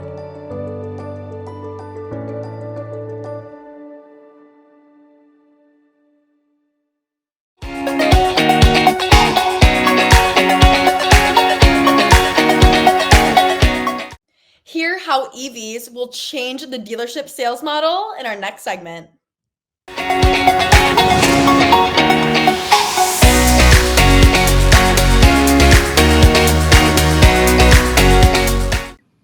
Welcome back to the Fixed Ops Roundtable. We're in for a treat, everybody. Roger Conant is here. Our panel is how EVs will change the dealership sales model. Michael Weldon, our great friend, fixed operations friend from Santa Rosa, California, is with us to provide color. KC Boyce is with us. New name on the roundtable, very much acclaimed, vice president at Escalent. KC, Michael, and Roger, welcome to the Fixed Ops Roundtable. Good morning, afternoon, evening. Thank you. Glad to be here. Great to see you, Casey. We heard some great things, and Roger, I'm gonna let you kind of get things started here and take us right into where we need to be. I appreciate it. Thank you, Ted. Yeah, I really appreciate the opportunity today to chat with Ted's vast audience of more than just fixed ops people. There are a lot of different parts of the dealership that he covers. Let me introduce. I'm going to introduce both of these guys so they'll include the things that I want to have included. Okay, so I'm not going to ask them tell us a little bit about yourself because I know a lot about both of you. First of all, let me start with KC because I saw KC at the last NADA in Vegas. He was doing a talk on EVs. And I got in line because there was a huge line after the talk. And I told him when I got up to him that it was one of the best presentations I've ever heard. And so I got to tell you, Ted knows this. When I find somebody who's a winner, I stick with them like glue. All right. So I followed up with KC. There are experts, and then there are experts who could communicate well. And believe me, there's a world of difference. And KC knows how to bring the message of all his expertise too. But a couple other things I learned about him. He's from Detroit originally, so he's a car guy by location. And he's a Corvette fan, or he was a Corvette fan. And I just wanted to tell you something, KC. I'm going to date myself, but I'm going to do it. In high school, I had a 63 and a 64 Stingray. Ooh, nice okay. cars. Now look, don't think that I'm from a rich family. Okay. My dad he loved to buy me cars. I was an only spoiled child. And so I got those two vehicles. So when you mentioned the Stingray with the circle taillights the other day, I thought, no, that Stingray 64, 65 is the one. And he's located in, he is the VP of Automotive and Mobility at Escalent, and it's a human behavior and market analytics company. What KC described himself the other day was they help customers help their customers. Okay, so I heard that. And Mike Weldon, I mean, you got to have somebody on this presentation that smelled the chrome. Okay, and Mike has smelled more chrome and tires and everything else in all the years. He is steeped in the nuances and subtleties of fixed operations, but he has a really good take on EVs too. And he's right in the heart of EV land, right? San Francisco, Silicon Valley. I mean, he's been shot at and hit with EVs. So Roger, I got to ask you, if I may, before we begin. So what took you so long to get KC on the roundtable? Well, procrastination, basically. I like, me, I like the build up. I like the process better than I do the event. Okay. You know me, but I got him now and he's not going anywhere. I hope you're going to speak again at NADA this next year. Are you? Not anything locked down at this point, but certainly always a possibility. Well, they'll be missing something if they don't. I tell you, we got the guys here, and I want to get into the actual subject, and that is how EVs could change the sales model. We're used to talking in a roundtable about EVs and fixed operation, but KC revealed some research the other day that really caught my eye. So, Ted, why don't you put up that first slide for me? And let me just kind of go over, I'm just going to kind of wing it here and say, the sales model currently with ICE vehicles, to me, is pretty well tried and true. I mean, I've always thought the objective of the sales group with ICE vehicles was to basically try to make that first appointment or introduce the customer to service. And I found this thing from some company that said the 10 steps to a successful sales to service handoff. Okay.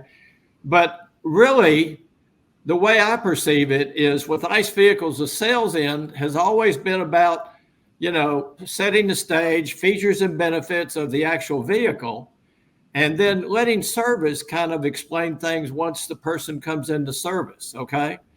And I have to tell you, that's wonderful for ICE vehicles, but I don't think it's going to work real well. And Casey's going to go over the research that bears me out with EVs. So if you go to slide 2 there, Ted. Okay. All right. So I came across this article, and I'm looking at everything Casey does these days. And I came across this article and I said, after sales. Now I don't see a whole lot of things about after sales in EVs. Okay. Insofar as, the selling of EVs. Yeah. And basically what I saw in this is what led me to the subject today. And that is some research that Escalent has done, and Casey's very familiar with, that has revealed that with EV buyers or intenders or, inquiries, the sales arm needs to do a little bit more on the front end before it's just passed over to the back end, because EV interested people don't know one thing about EVs. They don't know anything. With ICE vehicles, they're pretty familiar with the process. They're familiar that services, okay, oil changes and tire rotations and brakes and all that stuff. But with EVs, they don't have a clue. And this research is going to show that they need to be learning about that, not in the service lane, but beginning in the sales department. And I hope I'm right in that. Switch to the next thing, and then I'm going to throw it to KC to go over this research, because I think it's awesome. I'm going to ask KC to kind of elaborate on this of what they found. But what they found basically was that sales is going to have to do, in order to be successful with EVs, they're going to have to do a little more of the awareness work up front before they just pass it to service. And I think it's going to make a real change for the people who really want to do a good job with EVs in the future. Casey, would you kind of look at those points there and go over those for the people?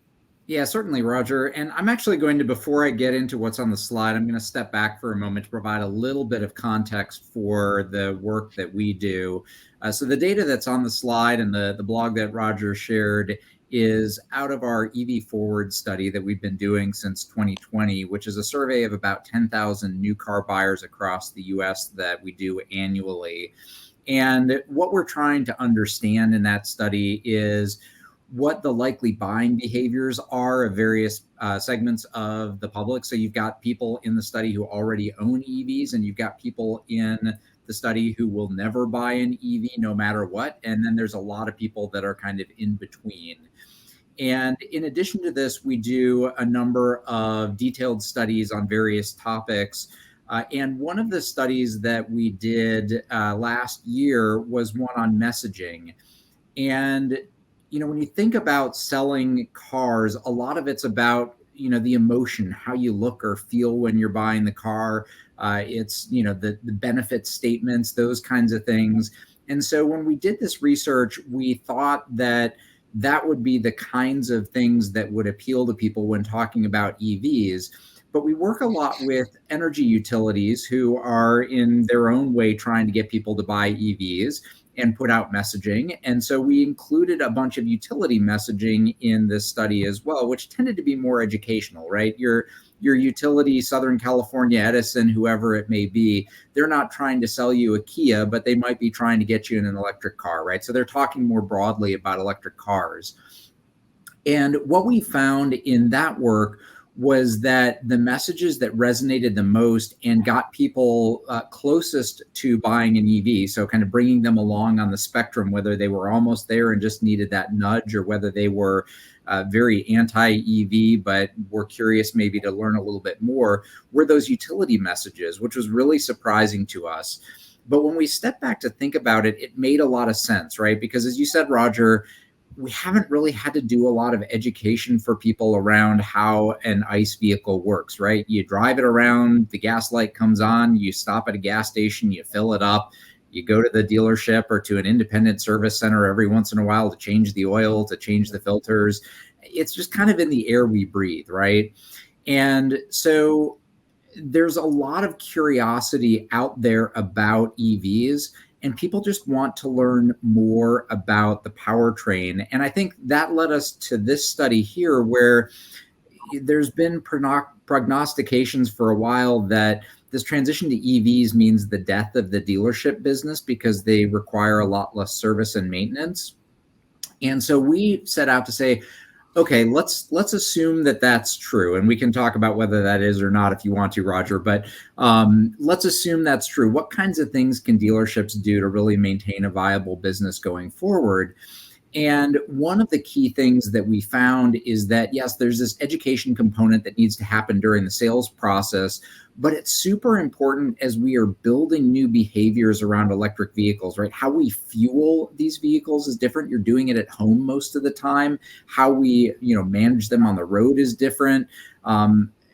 We're building new consumer behaviors, and these behaviors extend to how people take care of their vehicle. And again, people really want to understand, how do they take care of this, major asset that they're purchasing, which is where you get that first stat, right? That 82% of new car buyers saying that it'd be at least very, if not extremely important for dealership staff to go over the proper care and maintenance of an EV when they purchase one. And beyond that, you can really create some of these behaviors around servicing by helping customers understand those care and maintenance kinds of things. There's already a little bit of an affinity for dealers around taking care of an electric powertrain, because there's a belief, probably rightly at this point, but that will change in the future, that dealers know how to deal with high voltage batteries and electric motors and things like that. So if people get that information up front, they're more likely to return to the dealer for that service and maintenance down the road over the lifetime of their vehicle. And of course, that provides one of the pillars for the dealership business model. So I'm going to stop there because I feel like I've covered a lot of ground, but that's kind of the fundamental, Roger, of what we were coming into this research to do, and some highlights from what we found. That's an excellent start and an excellent stop, because I heard you say in one of your presentations that a lot of the beginning in the process of marketing EVs is going to be the showroom, or it's going to be the sales crew. Okay, that's going to be the beginning. Yep. And so much of the time, I think you use the terms that they're still kind of stuck, a number of them, in features and benefits. Okay, as if they were presenting a new model, not a new lifestyle. And that's why, knowing fixed ops, I was actually customer experience manager for a large Buick GMC dealer just for their service department. Okay. And in doing that, I got to watch so many of the customers come in who were left for service to explain how something worked. Now, that was before EVs. The sales process, nothing wrong with the guys. They were doing how they're paid. But a lot of the fundamentals of service and aftercare, and of all things, retention, had to be taught and trained with the service guys. And when I read this research, I thought, wait a minute, we need to share the load of this. This is such an unfamiliar part of marketing and selling EVs. They're familiar with the service and care with ICE vehicles, but they're not. And so my feeling is that sales is going to have to bear a little more of the load of explaining what the service and care means. Does that sound reasonable? Yeah, I think that's right. Because it's usually the salesperson that is actually delivering the vehicle to the customer. And I think the risk for the dealership is, if sales isn't shouldering some of that load and explaining what they need to do to take care of the vehicle, that the habits and the behaviors that customers have been in. I mean, we all know that, a lot of people, once their vehicle's out of warranty, they're not going back to the dealer, right? They're going to the Jiffy Lube or, the independent on the corner or whatever. They're going to revert to those behaviors with an EV if there's not a reason for them to change. So I think this is a really crucial moment as we're starting to get into this large block of people who are buying their first EV, to set the right behaviors that really provide a foundation for the future dealership business model. And I want to tell you that we can kind of transition to the second point there, and that your research showed that 62% of the ones you surveyed said that process was not explained well in their last car purchase. Right. And I got to tell you, I think the percentage of, again, not finding fault with sales, that's their job, that's how they're paid presently. But I got to tell you that I think if you measured right now the way EVs sales process, the way they explain service and aftercare, it would be a lot lower than 62%. Because again, they're used to a familiar thing too. It's a term called familiarity. I mean, the customers are familiar with the old way of doing things, and so are the dealers, okay? And so is the sales crew. So elaborate on that second point a little bit, if you would. Yeah, so I mean, I think with many things that we've found in dealership experience, customers tend to be happier than I think a lot of people in the industry like to think that they are when it relates to EVs. So this 62% is of people with their current car, whether it's an EV or an ICE vehicle or hybrid or plug-in hybrid, whatever the case may be, right? And so that's actually a higher number than I would have thought going into this, but it still leaves 38% of customers, almost 4 in 10, that say that they didn't receive that information when they purchased their vehicle, right? So again, this is about reaching all customers and establishing the right set of behaviors as we're going through this EV transition, and customers are changing their behaviors around vehicles more broadly. And I have to tell you, Yeah. so, and I agree with you. So going to number 3, now this point number 3 is pretty well known. We know that they sell the first car first in sales, and we sell the rest of them back in service. I hate to use we, but I'm kind of part of that group probably. But tell me what you found with the research and so far as EVs with returning to service and the longevity of that service relationship with EVs, KC. Yeah, so I mean, this gets to the point that I've hopefully been getting across here, which is that this helping folks understand what they need to do to care for an EV makes them return customers. So what we're seeing is almost 80% say that if they receive that information when they took delivery, that they're likely to return to that dealer for service when their vehicle needs it. And so, you still have a fifth of customers that say they might not return to the dealer. Maybe they're going to another dealer. Maybe they're going to an independent, whatever. But, providing this information is a key lever for loyalty throughout the lifetime of owning that vehicle and bringing the vehicle in for service. Again, whether it's under warranty or whether it's post-warranty, and really providing that pillar for the dealer's revenue model there. I think the other thing that's worth noting that is not on the slide here, Roger, is that, and I alluded to this before, when we ask customers about their typical servicing habits with their ICE vehicle, again, a lot of them go to competitive dealerships, independents, national chain service for taking care of their vehicle. But when we ask about what they might do with a future EV, particularly as it relates to powertrain and software, two things that are very unique to the electric vehicles that are out there today, there's a pretty substantial level of trust in the dealer to be able to take care of those things. Again, I think that's probably going to change over time. If you get a Goodyear or a Jiffy Lube or whatever saying, hey, we know EVs right now, and establishing that in consumers' mindsets, but they're not there yet. And so there's this window of opportunity for the dealers to say, hey, when you're ready to buy an EV, we're the place that you want to service it over the lifetime of that vehicle. And I have to tell you, I think that factory trained technician is going to take on a whole new world with EVs. Hey, Roger. Yeah. If I may, let me interject and ask Mike Weldon for his. Yeah, I was about to ask him, what do you think about all this, Mike?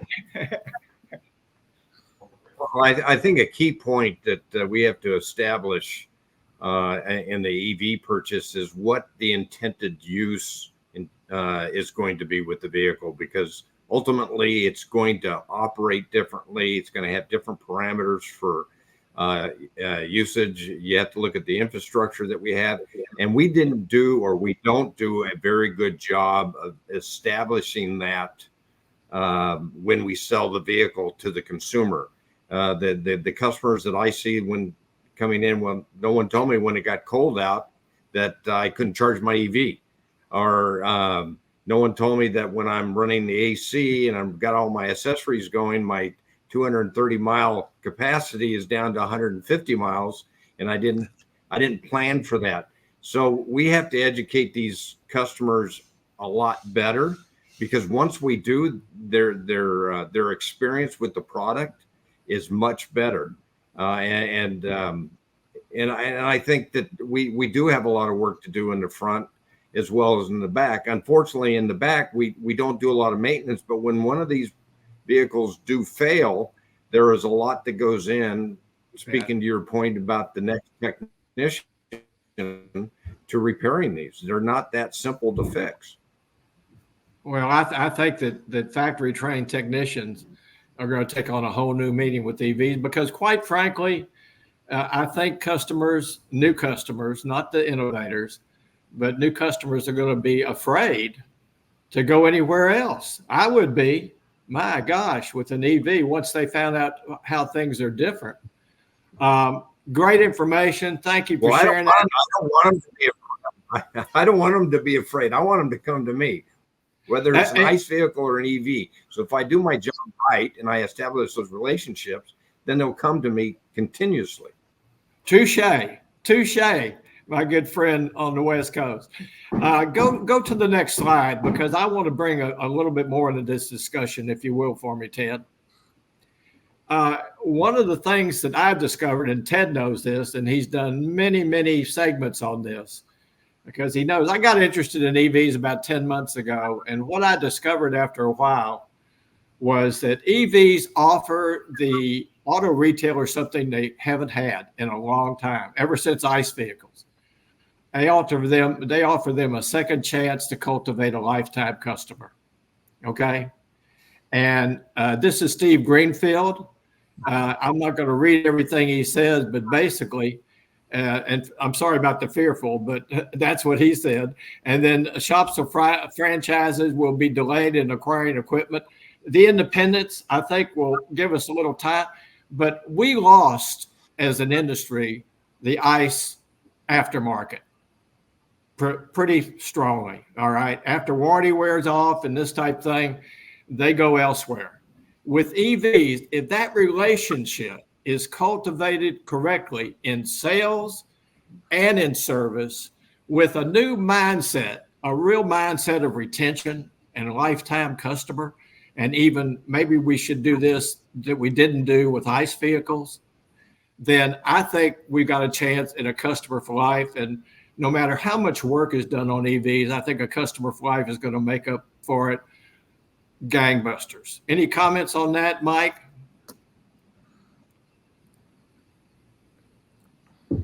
Well, it just goes back to establishing a consumer business relationship, regardless what the product is. The people, if you establish that, people are going to come back. Yes, technically these are more complex vehicles, but really when it comes right down to it, you're dealing with the human element. You're dealing with customer satisfaction. You're dealing with relationships, and then it's up to us to establish what it is we're able to offer and make sure that we're clear and concise in what is needed to provide that necessary service that customer is requiring. And there'll be maintenance, the filters and the tires. And that stuff. So that'll be there, but most people will always have an ICE vehicle as a backup, that for their longer trips or for emergencies or something of that nature. My intention is, even though we're transitioning into this new era of automotive, is to make sure that they can also bring that vehicle to me as well. Therefore, I'm not going to have that interruption in business, or my business model won't change as drastically as some are thinking it may. Yeah, thank you. Ted, why don't you roll to the last slide there, and I'll get a little consultant on you here. I know that that somebody that KC knows about the loyalty loop from a consulting company called McKinsey and Company, but I discovered this years ago that I thought this is really valid for retail auto. I mean, as I say there, the heart of the EV loyalty loop will be fixed in fixed operations.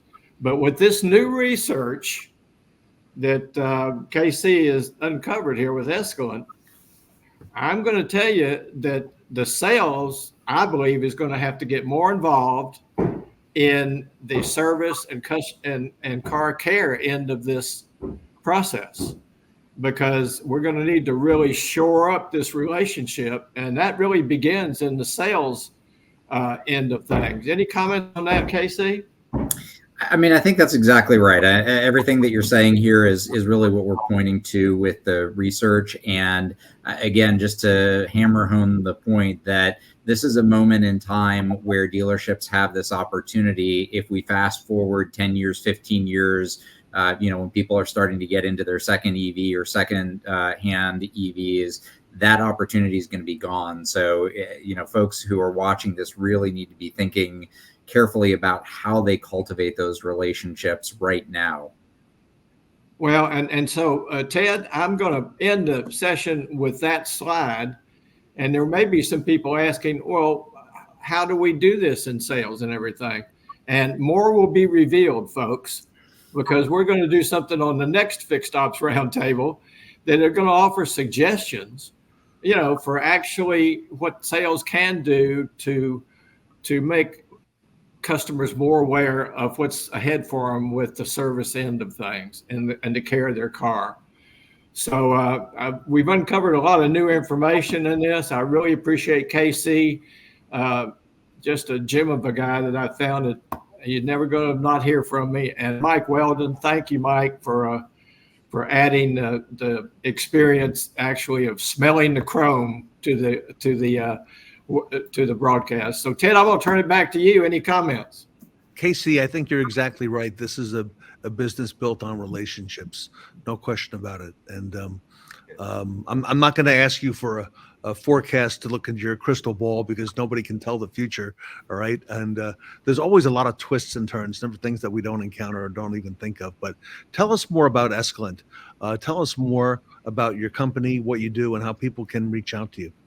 Yeah. So as Roger said in the introduction, we're a human behavior market analytics company. We help our clients really thrive in times of disruption. So, this is nothing if not a disruptive moment for the automotive industry. We work with a lot of OEMs. We've done work with, state dealer networks and others. But you can find us at escalent.co. You're seeing on the screen how to spell it. It's escalent.co. We've got a blog there that's pretty active. You can read the blog that Roger shared here today. And Ted, thanks so much for having me on. And Roger, thanks so much for facilitating a great conversation.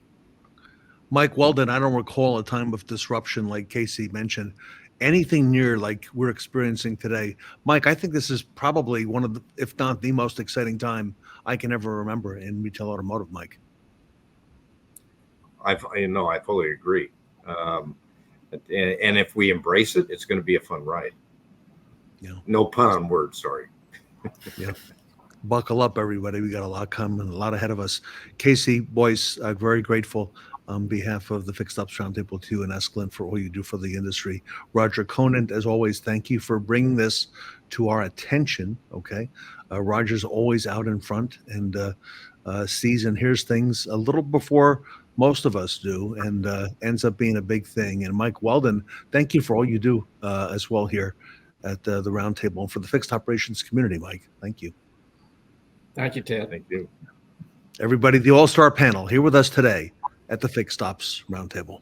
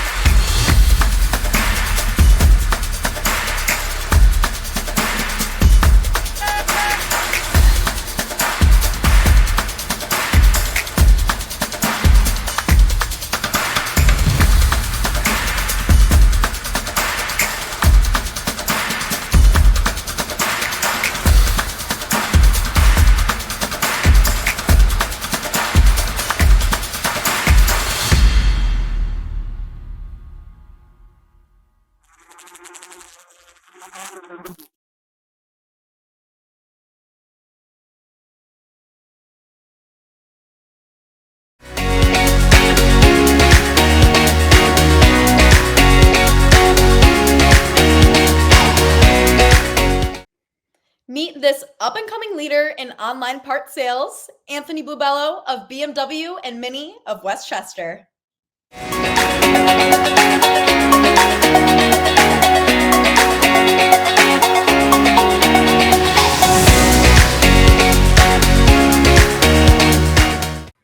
Welcome back to the Fixed Ops Roundtable. Anthony Bluebello is with us. He is a rising superstar in automotive retail. He works at Westchester BMW Mini. He's the parts manager, parts director there, and taking the industry by storm. He's doing a whole lot of innovative things on the fixed operations side. And without further ado, Anthony, welcome back to the Fixed Ops Roundtable. You're making me blush here, Ted. I mean, that's some very kind words. We're trying, we're doing our best. You got to stay with the times, you got to keep the ball rolling like a snowball effect, make it bigger and bigger and better. So yes, I met you on a Revolution Parts panel that we did recently. And they told me, they said, Anthony's going to be on this panel. He's got a lot of charisma. And they, you did not disappoint. You were over in the parts department. And you got boxes behind you coming in and out. And I see you're in the tire business as well today. We slang and bang some tires, my man. We definitely throw some tires around here. About 300 I keep on hand. And hey, with BMWs and run flats and those low profile tires, man, you hit a pothole, they're done. I know that. You're right. And you gotta have tires to sell tires, right? So there you go. That's true. I try to sell them online. It's a tough push online, but more or less for in-house dealership wise. I would say, yeah, I would think so. Okay. So tell us about you, Anthony Bluebello. How'd you get in the business and how'd you get here? I mean, it's kind of a funny story. My wife now, but it was my girlfriend at the time, was working at Cavallo's right up the street. And she literally was like, hey, there's a parts position down the street at BMW. She worked at Cavallo Auto Body. And she's like, you should go apply. And, she's painting cars. It's a little embarrassing, but I was working at Express selling women's clothing in the mall.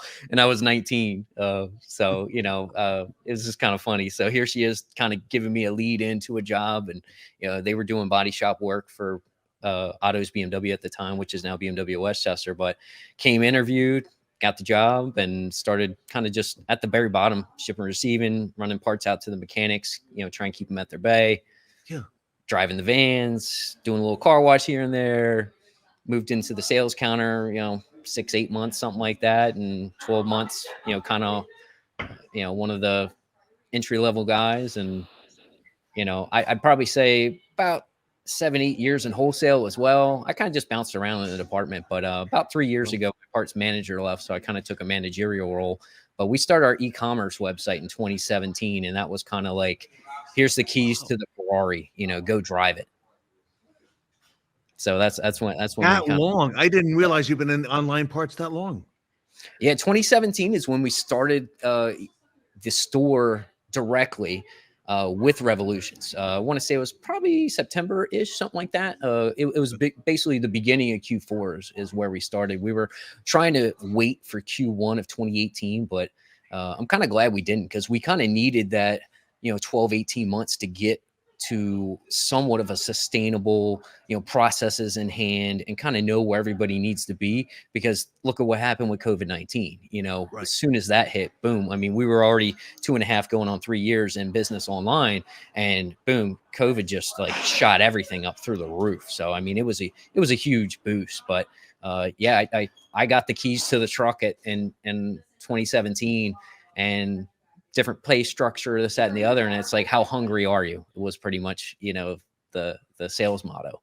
And I was hungry. And with Revolution Parts, I mean, it's InstaChat, it's messaging, everything's kind of all in one, login. So I wasn't bouncing around looking through a whole bunch of different logins to find stuff. Everything's in one platform.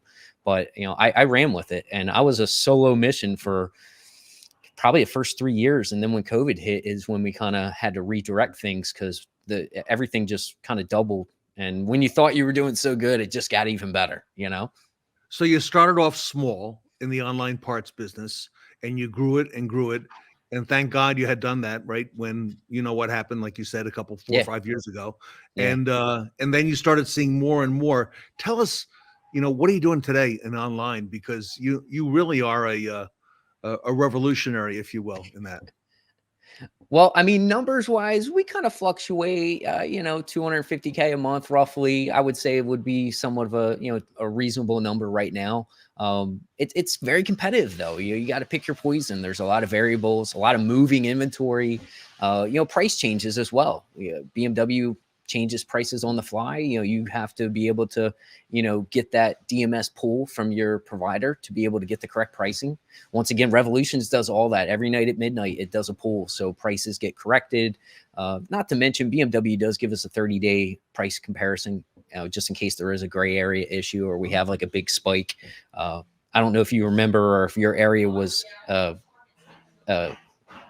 the word I'm looking for, hit by the catalytic converters, but Yes, of course, everybody was getting their catalytic converters just cut off in the parking lot. Well, we used to have, we would sell catalytic converters with like a $200 core charge. And then out of nowhere, BMW is like, listen, we're having issues. We can't get the raw materials. Long story short, it's an $1,800 core charge. So overnight went from a $200 core charge to an $1,800 core charge. So, those things that are so drastic that it's like, whoa, now you got to kind of, make your bed that you laid. So, but Revolutions really does a good job of keeping up with those price changes, and everything's on the fly. So, I mean, I'm fortunate that we stepped in with Revolutions and not just flying by the seat of our pants, because I don't know how anybody could do it without having something as well structured and implemented already. I mean, if you started from the ground up, it would take you a decade just to get where I got in probably 3 to 6 months. Okay, give us the geography, lay of the land. BMW Mini Westchester. You're in Pennsylvania. Whereabouts are you? Oh, I'm in the beautiful southeastern nook of Pennsylvania. We're 20 minutes from Delaware, 20 minutes from Maryland, 20 minutes from Jersey. I can hit the shoreline in an hour and 20 minutes. So, I mean, everything's very socially and, centralized right there in that southeastern nook. It's a beautiful area. A lot of high rising incomes, a lot of money in this area. So, I mean, people are willing to spend it. So I would say the e-commerce probably does a third of our business. And then the local people, within driving distance per se, would be another third of our business. And then our wholesale department with the body shop industry does about a third of our business. And then, let's call 8 to 10% might be for my internal stuff here for new car sales and whatnot. But so you bought the body shop that your wife was working at. I wouldn't say bought. We're in like a DRP situation, if you will, direct repair. We do have a body shop that's actually sanctioned by BMW called Brandywine Coachworks, but then we also use Cavallo Auto Body as well. We're actually in the middle of trying to get them BMW certified as well. But between those two, I mean, we have plenty of, networking to get customers somewhere, because we don't have one in-house. In this area, it would have been a little cumbersome trying to get all the permits and whatnot to build, and plus the land.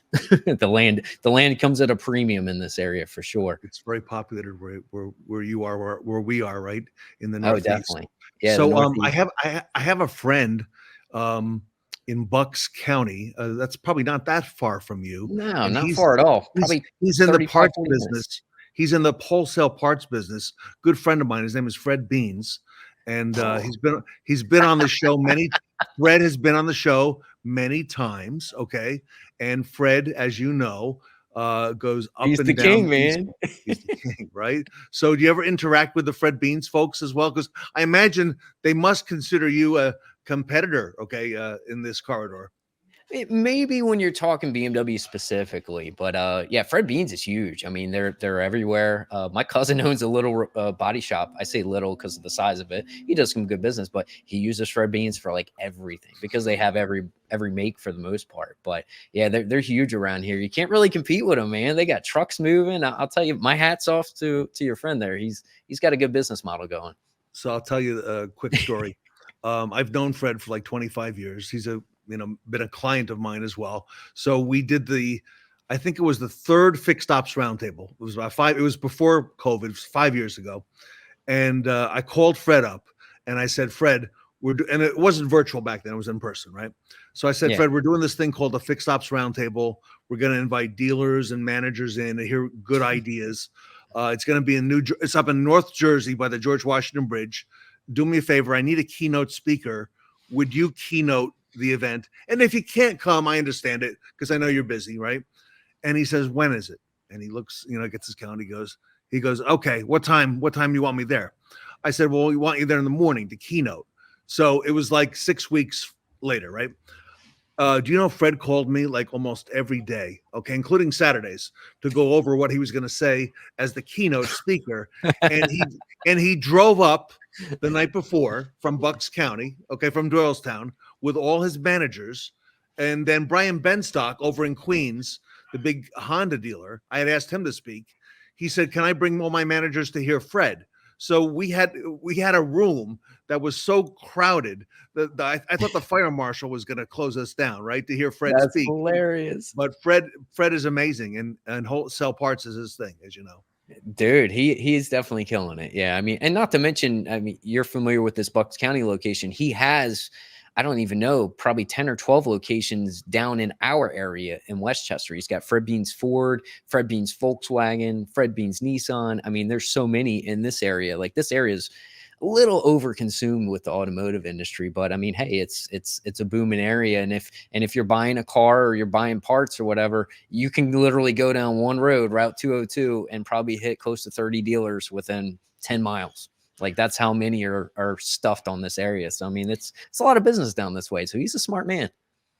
He is. He saw it early. Okay. And by the way, I still think it's early in the online parts business. I've seen a lot of charts where they think it's going to go in the next 5 years, and it's straight up.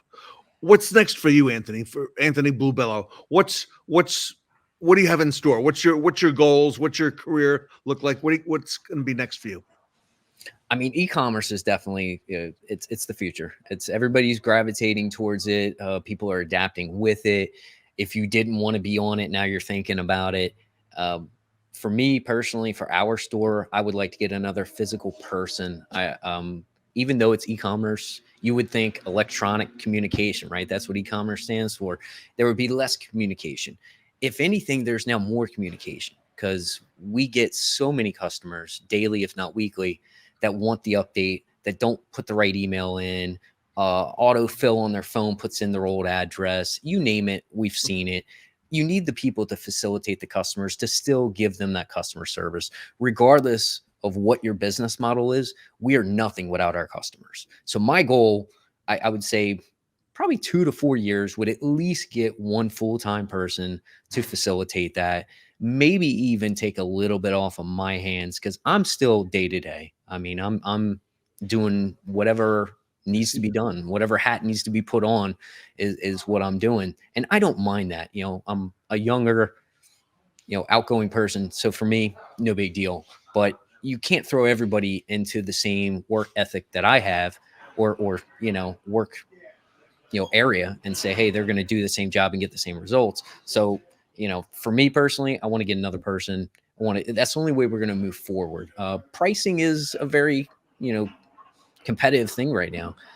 I don't want to go lower in my prices, because I feel like you're devaluing yourself. And not to mention BMW's premium, Mini's premium. We should be able to mark it up a little bit more and use the customer service as the offset to that price difference. So that's my goal. Let's make some more money. Let's give them a better customer service aspect. Let the quality of the product sell itself, and hopefully climb to another level.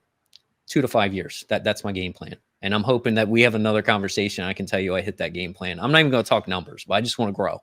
Whatever that growth may be, but I just want to grow.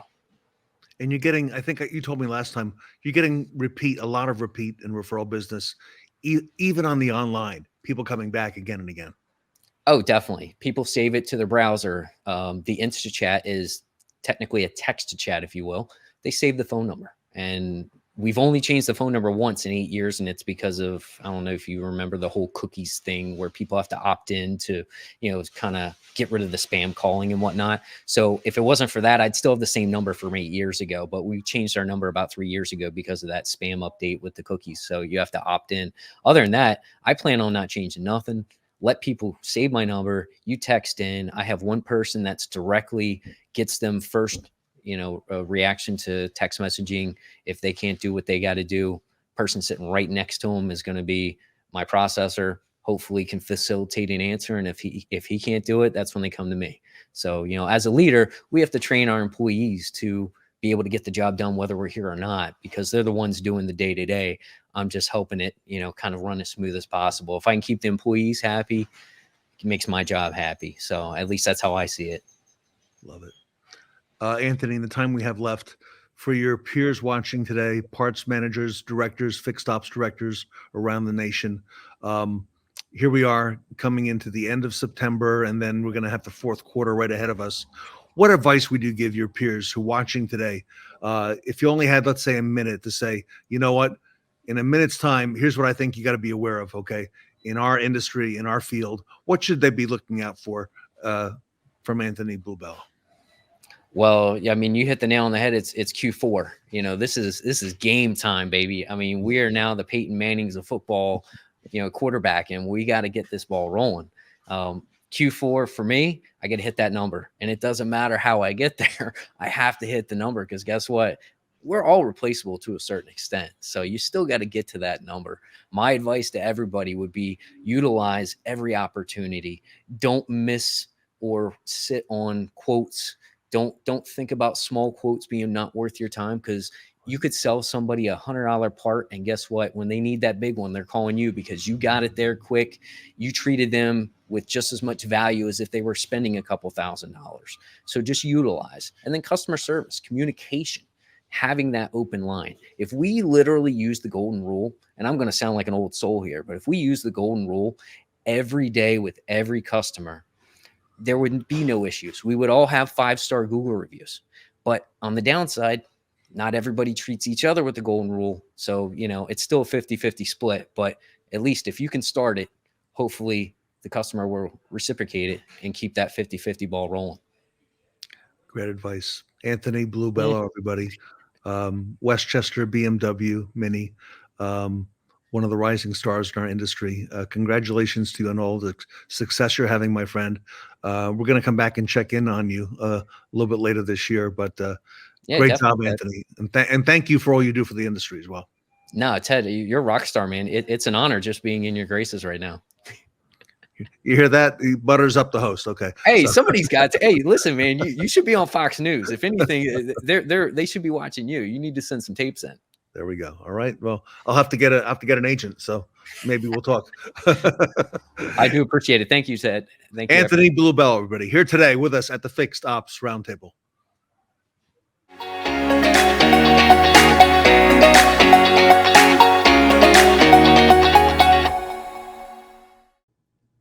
Summer Palooza was a splash. Thank you for joining us as we served up the best in fixed ops at our backyard barbecue. Ted Ings, Sarah Van Tyne, Katrina Ness, myself, and the Fixed Ops Roundtable team appreciate you all for tuning in to the 25th Fixed Ops Roundtable event. Make sure to set a reminder for Monday evening at 8 p.m. Eastern to watch our live After Dark show, where we will announce the Shon Butler Best Practice Awards. From summer to Super Bowl, the Fixed Ops Roundtable is scoring a touchdown for our next event, November 18th through the 21st. We will meet you in the end zone for the Fixed Ops Roundtable's Tailgate Touchdown event. Until then, hut, hut, hike.